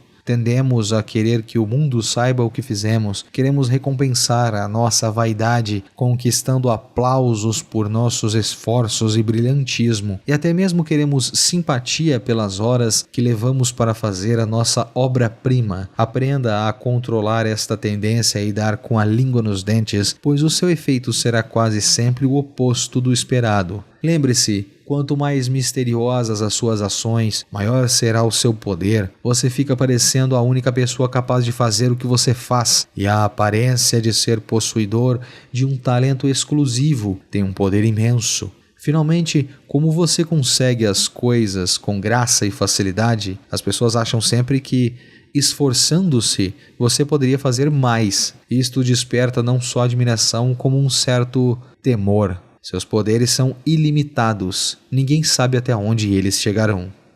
Qualquer ação, por mais banal que seja, não só revela a habilidade da pessoa, mas também, com muita frequência, a faz ser considerada maior do que é na realidade. Isto porque leva os observadores a acreditar que o homem que faz as coisas tão facilmente deve ser mais hábil do que é na verdade. Palavras de Baldassare Castiglione, de 1478 a 1529. Um verso de um poema nos tomará 1 hora talvez, mas se não parecer a ideia de um momento, o nosso cuser e discuser terá sido inútil. Palavras de Adam Kurtz em William Butler Yeats, de 1865 a 1939. Não deixe que ninguém saiba exatamente do que você é capaz. O homem sábio não permite a ninguém sondar fundo os seus conhecimentos e as suas habilidades, se quiser ser respeitado por todos. Ele permite que sejam conhecidos, mas não que sejam compreendidos. Ninguém deve conhecer a extensão de suas habilidades, para não se desapontar. A ninguém ele dá a oportunidade de compreendê-las totalmente, pois suposições e dúvidas quanto à extensão dos seus talentos evocam mais respeito do que saber precisamente até onde elas vão, para que sejam sempre excelentes. Palavras de Balthazar Gracian. O sábio não diz o que sabe, o tolo não sabe o que diz. Provérbio chinês. O inverso. O sigilo que você envolve suas ações deve aparentar despreocupação. O zelo em esconder o seu trabalho cria uma impressão desagradável, quase paranoica. Você está levando o jogo muito a sério. Houdini tinha o cuidado de fazer o mistério dos seus truques parecer um jogo. Tudo era parte do espetáculo. Não mostre o seu trabalho antes de terminá-lo, mas se você se esforçar demais para escondê-lo, acabará como um louco. Mantenha o seu bom humor. Há momentos também em que vale a pena revelar o esforço dos seus projetos. Tudo depende do gosto da sua plateia e da época em que você opera.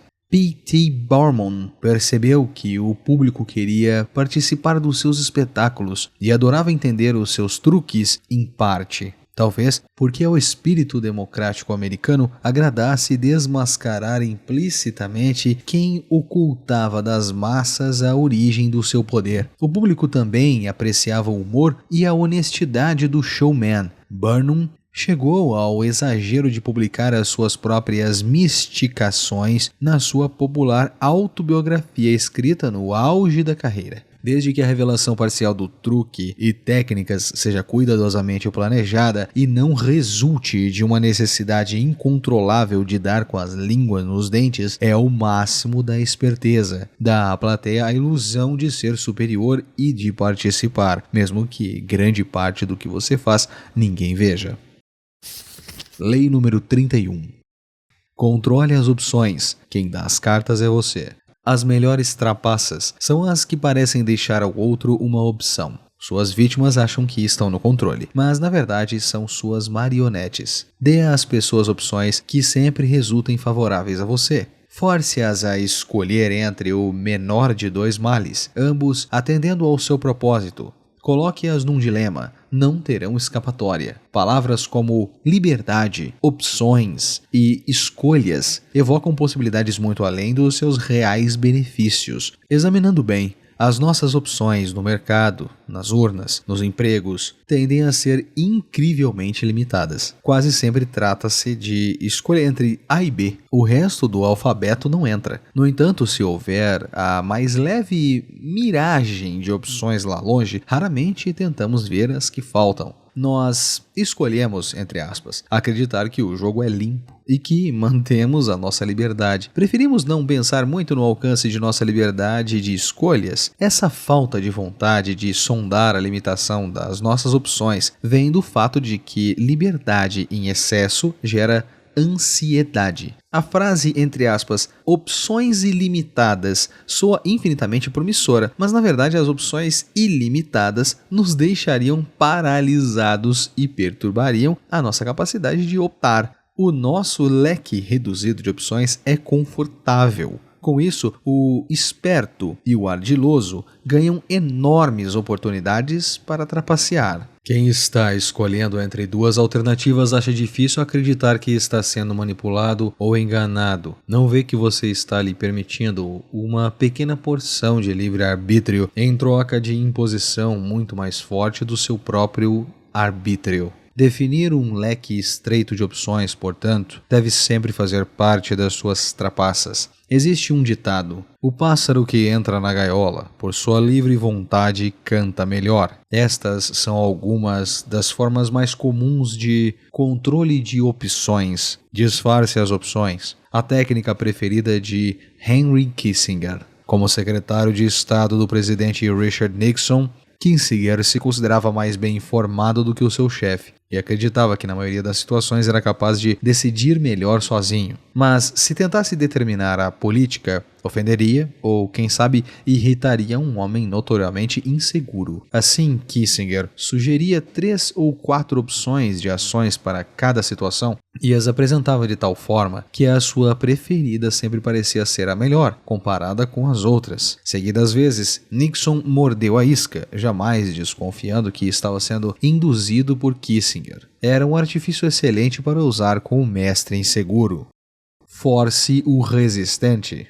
Um dos principais problemas enfrentados pelo Dr. Milton H. Erickson, pioneiro da terapia pela hipnose na década de 1950, era a recaída. Seus pacientes pareciam estar se recuperando rapidamente, mas a aparente suscetibilidade à terapia mascarava uma profunda resistência. Eles voltavam logo aos hábitos antigos, culpavam o médico e não o procuravam mais. Para evitar isso, Erickson começou a mandar que alguns pacientes tivessem uma recaída, que começassem a se sentir tão mal quanto na hora em que vieram procurá-lo, que voltassem para a estaca zero. Diante desta opção, os pacientes em geral escolhiam evitar a recaída. O que, é claro, era exatamente o que Erickson queria. Esta é uma boa técnica para usar com crianças e outras pessoas voluntariosas que gostam de ser do contra. Force-as a escolher o que você quer que elas façam, aparentando preferir o contrário. Altere o tabuleiro do jogo. Na década de 1860, John D. Rockefeller decidiu criar um monopólio do petróleo. Se ele tentasse comprar as empresas menores, iam saber o que ele estava fazendo e reagiriam. Em vez disso, ele começou comprando secretamente as companhias de estrada de ferro, que transportavam petróleo. Mais tarde, quando tentavam comprar uma determinada empresa e encontrava resistência, ele lembrava que ela dependia das suas linhas de trem. Recusando-se a fazer o transporte ou simplesmente aumentando as taxas, ele poderia arruinar os negócios deles. Rockefeller alterou o tabuleiro do jogo de forma que os pequenos produtores de petróleo só restaram as opções que ele lhes oferecia. Nesta tática, seus adversários sabem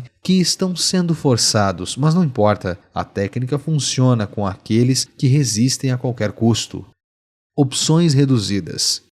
O marchand do século XXI, Ambroise Vollard, aperfeiçoou esta técnica. Os clientes vinham à loja da Vollard ver alguns Cézanes. Ele mostrava 3 quadros, esquecia de dizer o preço e fingia cochilar. Os visitantes tinham de sair sem ter decidido nada. Em geral, voltavam no dia seguinte para ver os quadros novamente, mas aí Vollard mostrava obras menos interessantes, fingindo achar que eram as mesmas da véspera. Os clientes desconcertados examinavam as novas ofertas e iam embora para pensar melhor e voltar depois.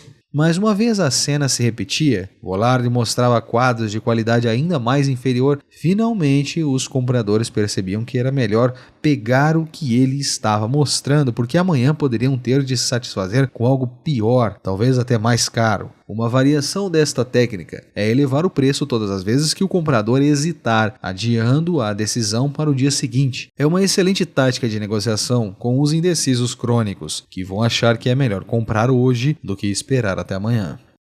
O homem fraco à beira do precipício.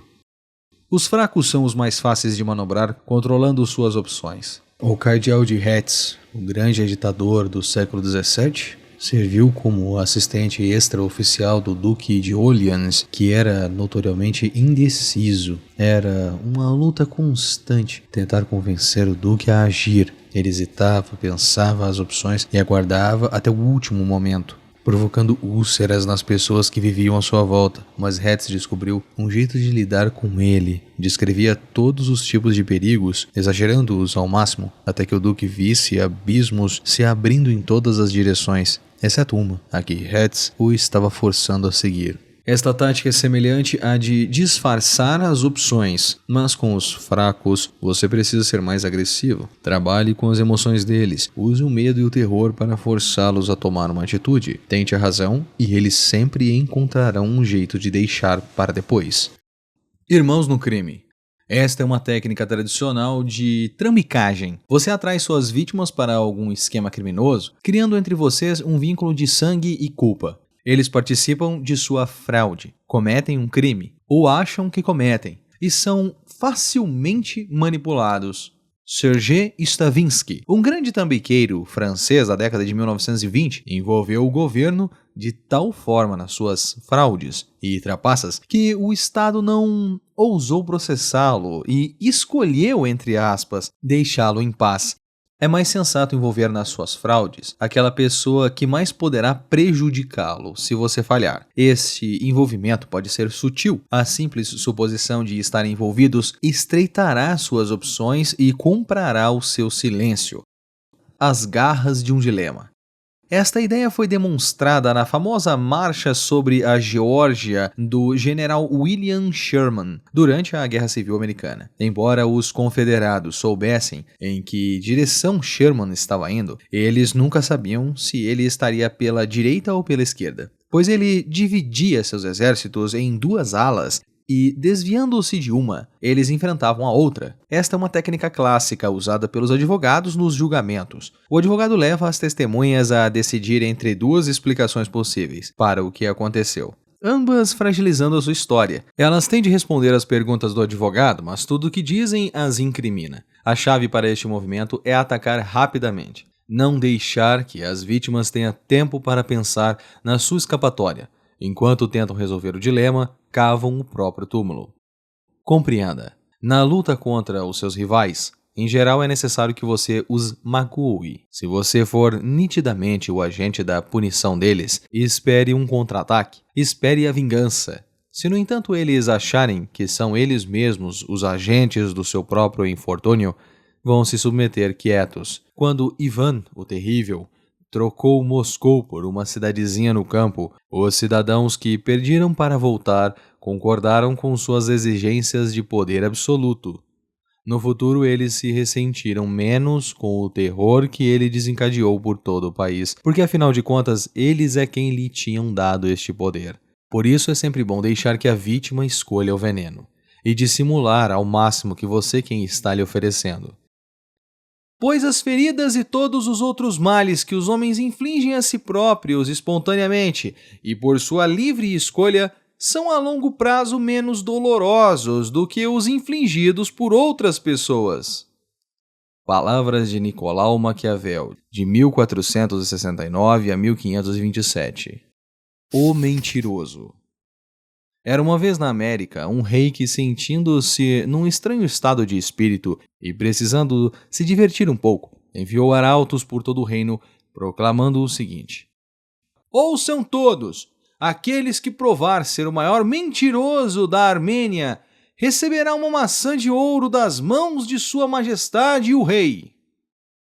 Gente de todas as cidades e aldeias, de todos os níveis e condições, príncipes, mercadores, fazendeiros, sacerdotes, ricos e pobres, altos e baixos, gordos e magros, vieram em multidão ao palácio. Não faltavam mentirosos naquela terra, e cada um contou a sua mentira ao rei. Governantes, entretanto, estão acostumados com todos os tipos de mentira, e nenhum daqueles convenceu o rei de que era a melhor.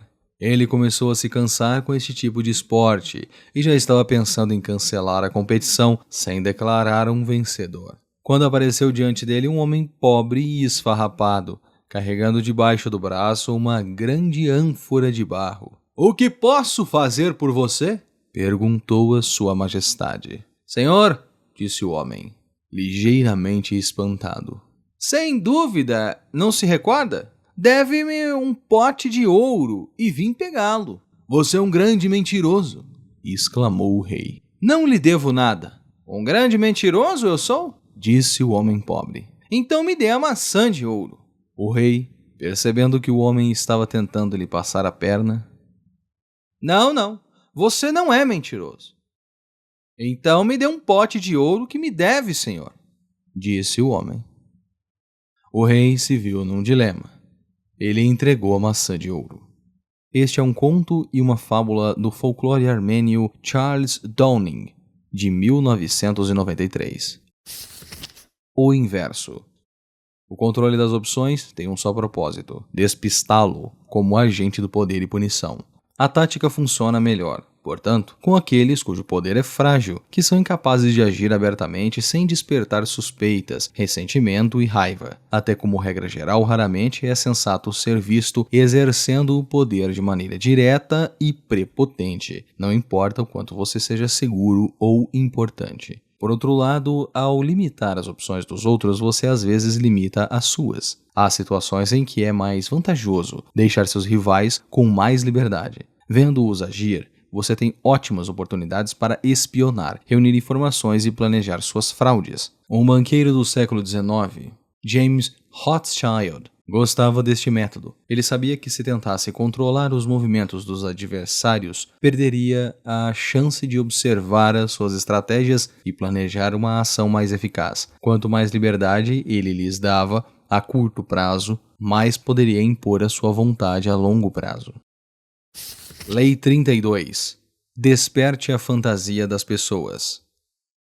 Em geral, evita-se a verdade porque ela é feia e desagradável. Não apele para o que é verdadeiro ou real se não estiver preparado para enfrentar a raiva que vem com o desencanto. A vida é tão dura e angustiante que as pessoas capazes de criar romances ou invocar fantasias são como oásis no meio do deserto. Todos correm até lá. Há um enorme poder em despertar a fantasia das pessoas. Tal é o poder das fantasias que tomam conta de nós, especialmente em épocas de escassez e declínio. As pessoas raramente acreditam que a origem dos seus problemas é a sua própria iniquidade e estupidez. A culpa é sempre de alguém ou alguma coisa externa, o outro, o mundo, os deuses, e portanto a salvação também vem de fora. Para conquistar o poder, você tem de ser fonte de prazer para as pessoas que o cercam, e o prazer vem de brincar com as fantasias destas pessoas.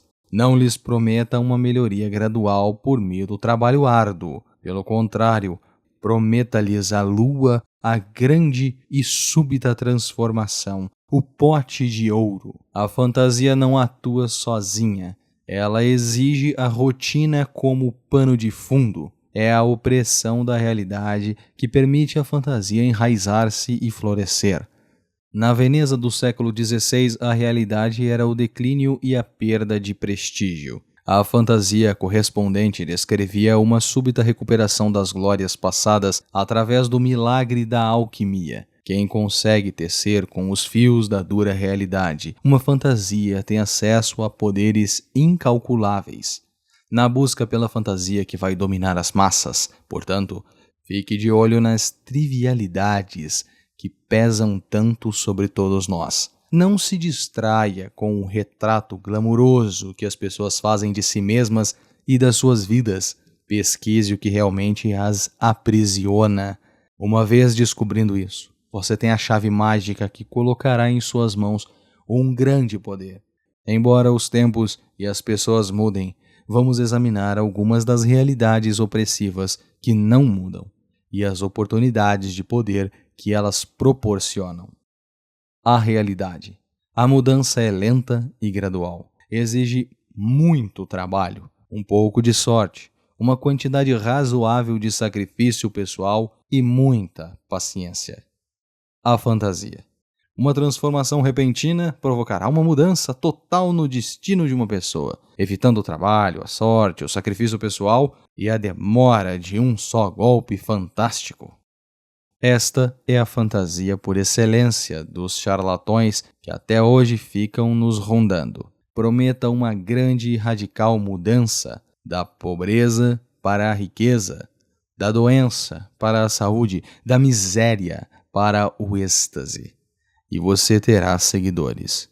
O que fez o grande trambiqueiro alemão do século XVI, Leonhard Turntzeit, para se tornar médico da corte do príncipe de Brandesburgo, sem nunca ter estudado medicina? Em vez de receitar amputações ventosas e purgativos de gosto ruim, medicamentos da época, Turntzeit oferecia elixires adocicados e prometia recuperação imediata. Os cortesões sofisticados, especialmente, queriam a sua solução de ouro potável, que custava uma fortuna. Se você fosse atacado por uma doença inexplicável, Turntzeit consultava um horóscopo, receitava um talismã. Quem resistia a esta fantasia? Riqueza e bem-estar, sem dor nem sacrifícios.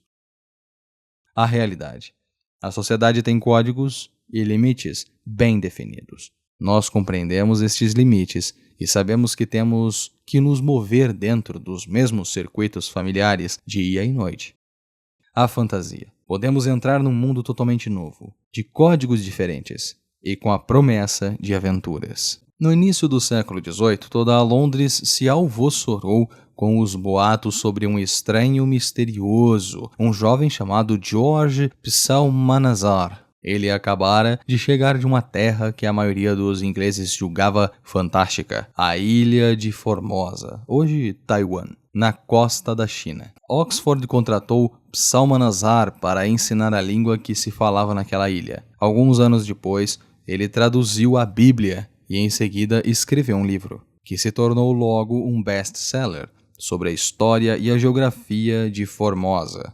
A realeza inglesa recebia prodigamente o jovem e ele, onde quer que fosse, divertia seus anfitriões com histórias maravilhosas sobre a sua terra natal e seus costumes bizarros. Quando Psalmanazar morreu, entretanto, seu testamento revelou que ele era apenas um francês com uma fértil imaginação. Tudo o que ele contara sobre Formosa, seu alfabeto, seus idiomas, a sua literatura, toda a sua cultura era invenção sua. Ele se baseou na ignorância de seus ouvintes para inventar uma complicada história que satisfazia um desejo pelo que era estranho e exótico. O rígido controle da cultura britânica sobre os perigosos sonhos das pessoas lhe deu uma oportunidade ótima para explorar as suas fantasias. A fantasia com o exótico, é claro, passa também pela fantasia sexual. Mas não precisa chegar muito perto, porque o físico perturba o poder da fantasia. Ele pode ser visto agarrado e depois se torna cansativo, o destino da maioria dos cortesões.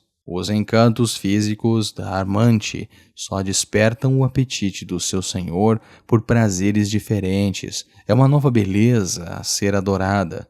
Para dar poder, a fantasia deve permanecer até certo ponto irrealizada, diretamente irreal. A dançarina Matu Hari, por exemplo, que ficou famosa em Paris antes da Primeira Guerra Mundial, tinha uma aparência bastante comum. Seu poder vinha da fantasia que ela criou sobre si mesma, como uma mulher exótica e estranha, impenetrável e indecifrável. O tabu com o que ela operava não era tanto o sexo em si, mas o desrespeito aos códigos sociais. Outra forma de fantasia como o exótico é simplesmente a esperança de alívio para o tédio. Os charlatões adoram brincar com a opressão do mundo do trabalho, com a sua falta de aventura. Suas trapaças envolvem, digamos, a recuperação do tesouro espanhol, uma possível participação de uma atraente senhorita mexicana e uma conexão com o presidente de um país sul-americano. Qualquer coisa que ofereça um alívio para a rotina. A realidade. A sociedade é fragmentada e cheia de conflitos. A fantasia. As pessoas podem se juntar numa união mística de almas. Na década de 1920, o trapaceiro Oscar Hartzell ficou rico de repente com o velho truque de Sir Francis Drake e prometia basicamente a qualquer otário que tivesse o sobrenome Drake uma boa parte do desaparecido tesouro de Drake, ao qual Hartzell tinha acesso. Milhares de pessoas de todo o meio oeste caíram no logro, que Hartzell espertamente transformou numa cruzada contra o governo e todos que tentassem impedir que a fortuna de Drake chegasse às mãos de seus legítimos herdeiros. Criou-se uma união mística dos oprimidos Drake, com encontros e comícios exaltados. Prometa uma união deste tipo e você conquistará muito poder, mas é um poder perigoso que pode se voltar facilmente contra você. Esta é uma fantasia para demagogos. A realidade. Morte. Os mortos não voltam. Não se muda o passado. A fantasia. Uma súbita inversão deste fato intolerável. Esta trapaça tem muitas variações, mas exige grande habilidade e sutileza. Há muito tempo que se reconhece a beleza e a importância da arte de Vermeer, mas seus quadros são poucos e extremamente raros. Na década de 1930, entretanto, começaram a surgir Vermeers no mercado da arte. Chamaram especialistas para conferir e eles garantiram que eram autênticos. Possuir um destes novos Vermeers seria o auge da carreira de um colecionador. Era como a ressurreição de Lázaro. Curiosamente, Vermeer tinha ressuscitado. Alterou-se o passado. Só mais tarde se soube que os novos Vermeers eram obra de um falsário holandês de meia-idade, um tal Han van Meegeren. E ele tinha escolhido Vermeer porque compreendeu o mecanismo da fantasia. Os quadros pareciam reais exatamente porque o público e os especialistas também queriam muito acreditar que eram. Lembre-se, a chave para a fantasia é a distância. O que está distante fascina e promete. Parece simples e sem problemas. O que você está oferecendo, portanto, deve ser inalcançável. Não deixe que se torne opressivamente familiar. É a miragem lá longe, que vai se afastando conforme o tolo se aproxima. Não seja muito objetivo ao descrever a fantasia. Mantenha-a indefinida. Como um forjador de fantasias, deixe a vítima se aproximar o bastante para ver e se sentir tentada, mantendo-a, porém, afastada o suficiente para continuar sonhando e desejando. A mentira é um feitiço, uma invenção, que pode ser ornamentada como uma fantasia. Pode estar revestida com ideias místicas. A verdade é fria, sombria, não tão confortável de se assimilar. A mentira é mais apetitosa. A pessoa mais detestável do mundo é a que sempre fala a verdade, nunca romanceia. Eu acho sempre mais interessante e lucrativo romancear do que dizer a verdade. Palavras de Joseph Van Vurgo, The Yellow Kid, de 1875 a 1976. O funeral da leoa. Tendo o leão perdido subitamente a sua rainha, todos se apressaram a mostrar fidelidade ao monarca, oferecendo-lhe consolo. Mas infelizmente estes cumprimentos só estavam deixando o viúvo mais aflito. Noticiou-se por todo o reino a hora e o lugar do funeral. Os oficiais receberam ordem para ficar de prontidão, dirigir a cerimônia e distribuir as pessoas segundo os seus respectivos lugares na sociedade. Pode-se bem imaginar que não faltou ninguém. O monarca deu vazão à sua tristeza e toda a caverna, visto que leões não têm outros templos, ressoava com seus lamentos. Seguindo o seu exemplo, todos os cortesões rugiram em seus diferentes tons. A corte é um lugar onde todos ficam tristes, alegres ou indiferentes de acordo com o príncipe reinante. Ou se alguém não se sente assim, pelo menos tenta parecer que sente. Todos procuram imitar o Senhor. Diz-se que uma só cabeça anima milhares de corpos, mostrando nitidamente que os seres humanos não passam de máquinas. Mas voltemos ao nosso assunto. Só o veado não chorava. Como ele era capaz disso realmente? A morte da rainha era uma desforra para ele? Ela havia estrangulado a sua esposa e seu filho. Um cortesão achou justo contar ao consternado monarca e até afirmou ter visto o veado rir. A ira do rei, diz Salomão, é terrível, principalmente a de um rei-leão. Miserável forasteiro, exclamou. Ousa rir quando todos à sua volta se desfazem lágrimas? Não sujaremos nossas garras reais com teu sangue profano. Vingarás, bravo lobo, a nossa rainha, imolando este traidor a sua angusta alma? Ao que o veado respondeu: Senhor, já não é mais hora de chorar. A tristeza aqui é supérflua. Vossa reverenciada esposa acabou de aparecer para mim repousando sobre um leito de rosas. Eu a reconheci instantaneamente. Amigo, ela me disse, termine esta pompa fúnebre, faça cessar estas lágrimas inúteis. Provei milhares de delícias nos campos elíseos, conversando com santos como eu. Deixe que o desespero do rei permaneça por uns tempos incontido. Ele me gratifica. Mal ele havia falado, quando alguém gritou: Um milagre! Um milagre! O veado, em vez de ser punido, recebeu um belo presente. Deixe que o rei sonhe, teça-lhe elogios e conte-lhes algumas mentiras agradáveis e fantásticas. Por mais indignado que ele esteja com você, engolirá a isca e fará de você o seu melhor amigo. Fábulas de Jean de La Fontaine, 1621 a 1695. Se quer contar mentiras que pareçam verídicas, não conte a verdade na qual ninguém vai acreditar. Imperador Tokugawa, do Japão, século XVII. Nenhum homem precisa se desesperar para convencer os outros da sua hipótese mais extravagante se tiver arte suficiente para apresentá-la em cores favoráveis. Palavras de David Hume, 1711 a 1776. O inverso. Se há poder em despertar as fantasias das massas, também há riscos. A fantasia em geral tem um componente de jogo.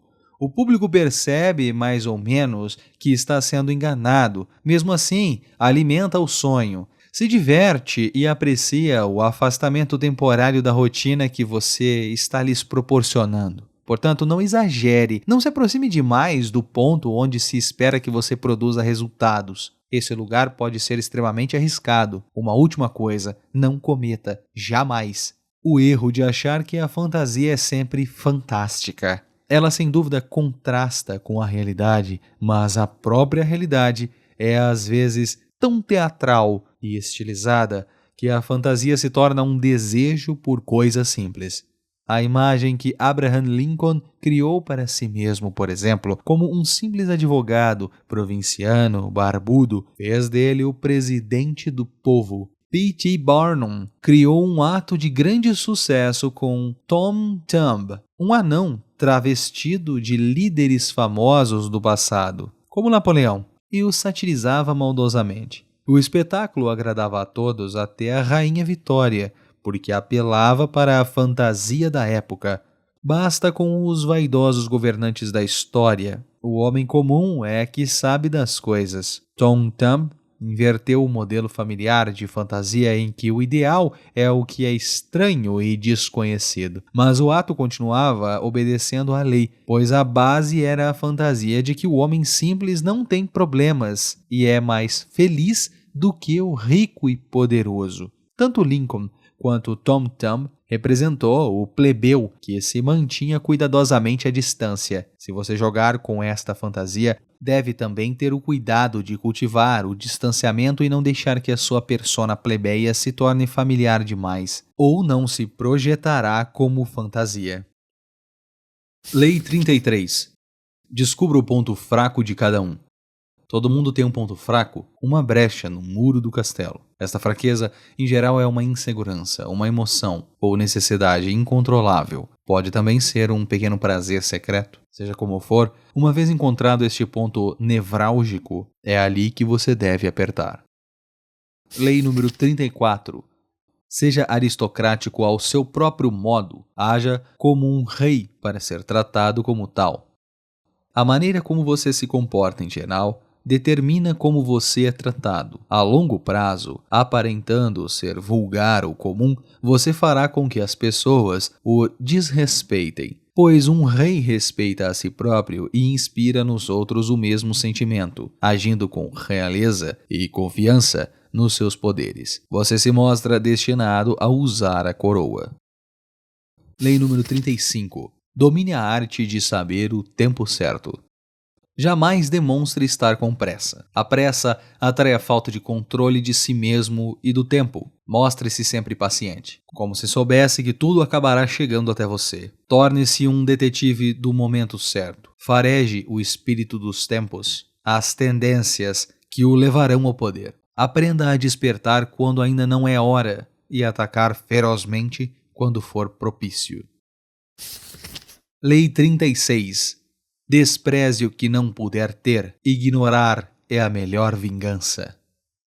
Reconhecendo um problema banal, você lhe dá existência e credibilidade. Quanto mais atenção você der a um inimigo, mais forte você o torna. E um pequeno erro às vezes se torna pior e mais visível se você tentar consertá-lo. Às vezes é melhor deixar as coisas como estão. Se existe algo que você quer, mas não pode ter, mostre desprezo. Quanto menos interesse você revelar, mais superior vai parecer. Lei número 37. Crie espetáculos atraentes. Imagens surpreendentes e grandes gestos simbólicos criam uma aura de poder. Todos reagem a eles. Ensene espetáculos para que os cercam, repletos de elementos visuais interessantes e símbolos radiantes que realcem a sua presença. Deslumbrados com as aparências, ninguém notará o que você realmente está fazendo. Lei 38. Pense como quiser, mas comporte-se como os outros. Se você alardear que é contrário às tendências da época, ostentando suas ideias, pouco convencionais e seus modos não ortodoxos, as pessoas vão achar que você está apenas querendo chamar a atenção e se julga superior. Acharão um jeito de punir você por fazê-las se sentir inferiores. É muito mais inseguro juntar-se a elas e desenvolver um toque comum. Compartilhe a sua originalidade só com os amigos tolerantes e com aqueles que certamente apreciarão a sua singularidade. Lei 39. Agite as águas para atrair os peixes. Raiva e reação emocionais são contraproducentes. Do ponto de vista estratégico, você precisa se manter sempre calmo e objetivo. Mas se conseguir irritar o inimigo sem perder a calma, você ganha uma inegável vantagem. Desequilibre o inimigo, descubra uma brecha na sua vaidade para confundi-lo e é você quem fica no comando. Lei número 40. Despreze o que vier de graça. O que é oferecido de graça é perigoso. Em geral, é um ardil ou tem uma obrigação oculta. Se tem valor, vale a pena pagar. Pagando, você se livra de problemas de gratidão e culpa. Também é prudente pagar o valor integral. Com a excelência não se economiza. Seja pródigo com o seu dinheiro e o mantenha circulando, pois a generosidade é um sinal e um ímã para o poder. Lei 41. Evite seguir as pegadas de um grande homem. O que acontece primeiro sempre parece melhor e mais original do que o que vem depois. Se você substituir um grande homem ou tiver um pai famoso, terá de fazer o dobro do que eles fizeram para brilhar mais do que eles. Não fique perdido na sombra deles ou preso a um passado que não foi obra sua. Estabeleça o seu próprio nome e identidade mudando de curso. Mate o pai dominador, menospreze o seu legado e conquiste o poder com sua própria luz. Lei 42. Ataque o pastor e as ovelhas se dispersam. A origem dos problemas em geral pode estar num único indivíduo forte: o agitador, o subalterno arrogante, o envenenador da boa vontade. Se você der espaço para estas pessoas agirem, outros sucumbirão à sua influência. Não espere os problemas que eles causam se multiplicarem. Não tente negociar com eles. Eles são irredimíveis. Neutralize a sua influência, isolando-os ou banindo-os. Ataque a origem dos problemas e as ovelhas se dispersarão. Lei 43. Conquiste corações e mentes. A coerção provoca reação, que acabam funcionando contra você. É preciso atrair as pessoas para que queiram vir até você. A pessoa seduzida torna-se um fiel peão. Seduzem-se os outros atuando individualmente em suas psicologias e pontos fracos. Amacie o resistente atuando em suas emoções, jogando com aquilo de que ele gosta muito ou teme. Ignore os corações dos outros e eles o odiarão. Lei 44. Desarme e enfureça com o efeito espelho. O espelho reflete a realidade, mas também é a ferramenta perfeita para a ilusão. Quando você espelha os seus inimigos agindo exatamente como eles agem, eles não entendem a sua estratégia. O efeito espelho os ridiculariza e humilha, fazendo com que reajam exageradamente. Colocando um espelho diante de suas psiques, você os seduz com a ilusão de que compartilha os seus valores. Ao espelhar as suas ações, você lhes dá uma lição. Raros são os que resistem. Lei 45. Pregue a necessidade de mudança, mas não mude muita coisa ao mesmo tempo. Teoricamente, todos sabem que é preciso mudar, mas na prática as pessoas são criaturas de hábitos. Muitas inovações é traumático e conduz à rebeldia. Se você é novo numa posição de poder ou alguém de fora tentando construir a sua base de poder, mostre explicitamente que respeita a maneira antiga de fazer as coisas. Se a mudança é necessária, faça aparecer uma suave melhoria do passado. Lei 46. Não pareça perfeito demais. Parecer melhor do que os outros é sempre perigoso, mas o que é perigosíssimo é parecer não ter falhas ou fraquezas. A inveja cria inimigos silenciosos. É um sinal de astúcia exibir ocasionalmente alguns defeitos e admitir vícios inofensivos para desviar a inveja e parecer mais humano e acessível. Só os deuses e os mortos podem parecer perfeitos impunemente. Lei 47. Não ultrapasse a meta estabelecida. Na vitória, aprenda a parar. O mundo da vitória é quase sempre o mais perigoso. No calor da vitória, a arrogância e o excesso de confiança podem fazer você avançar além de sua meta, e ao ir longe demais, você conquista mais inimigos do que derrota. Não deixe o sucesso lhe subir a cabeça. Nada substitui a estratégia e o planejamento cuidadoso. Fixe a meta e, ao alcançá-la, pare. Lei 48. Evite ter uma forma definida. Notas do narrador. Esta é a última lei. Fim das notas. O texto continua. Ao assumir uma forma, ao ter um plano visível, você se expõe ao ataque. Em vez de assumir uma forma que o seu inimigo possa agarrar, mantenha-se maleável e em movimento. Aceite o fato de que nada é certo e nenhuma das leis aqui é fixa. A melhor maneira de se proteger é ser tão fluido e amorfo como a água. Não aposte na estabilidade ou na ordem permanente. Tudo muda.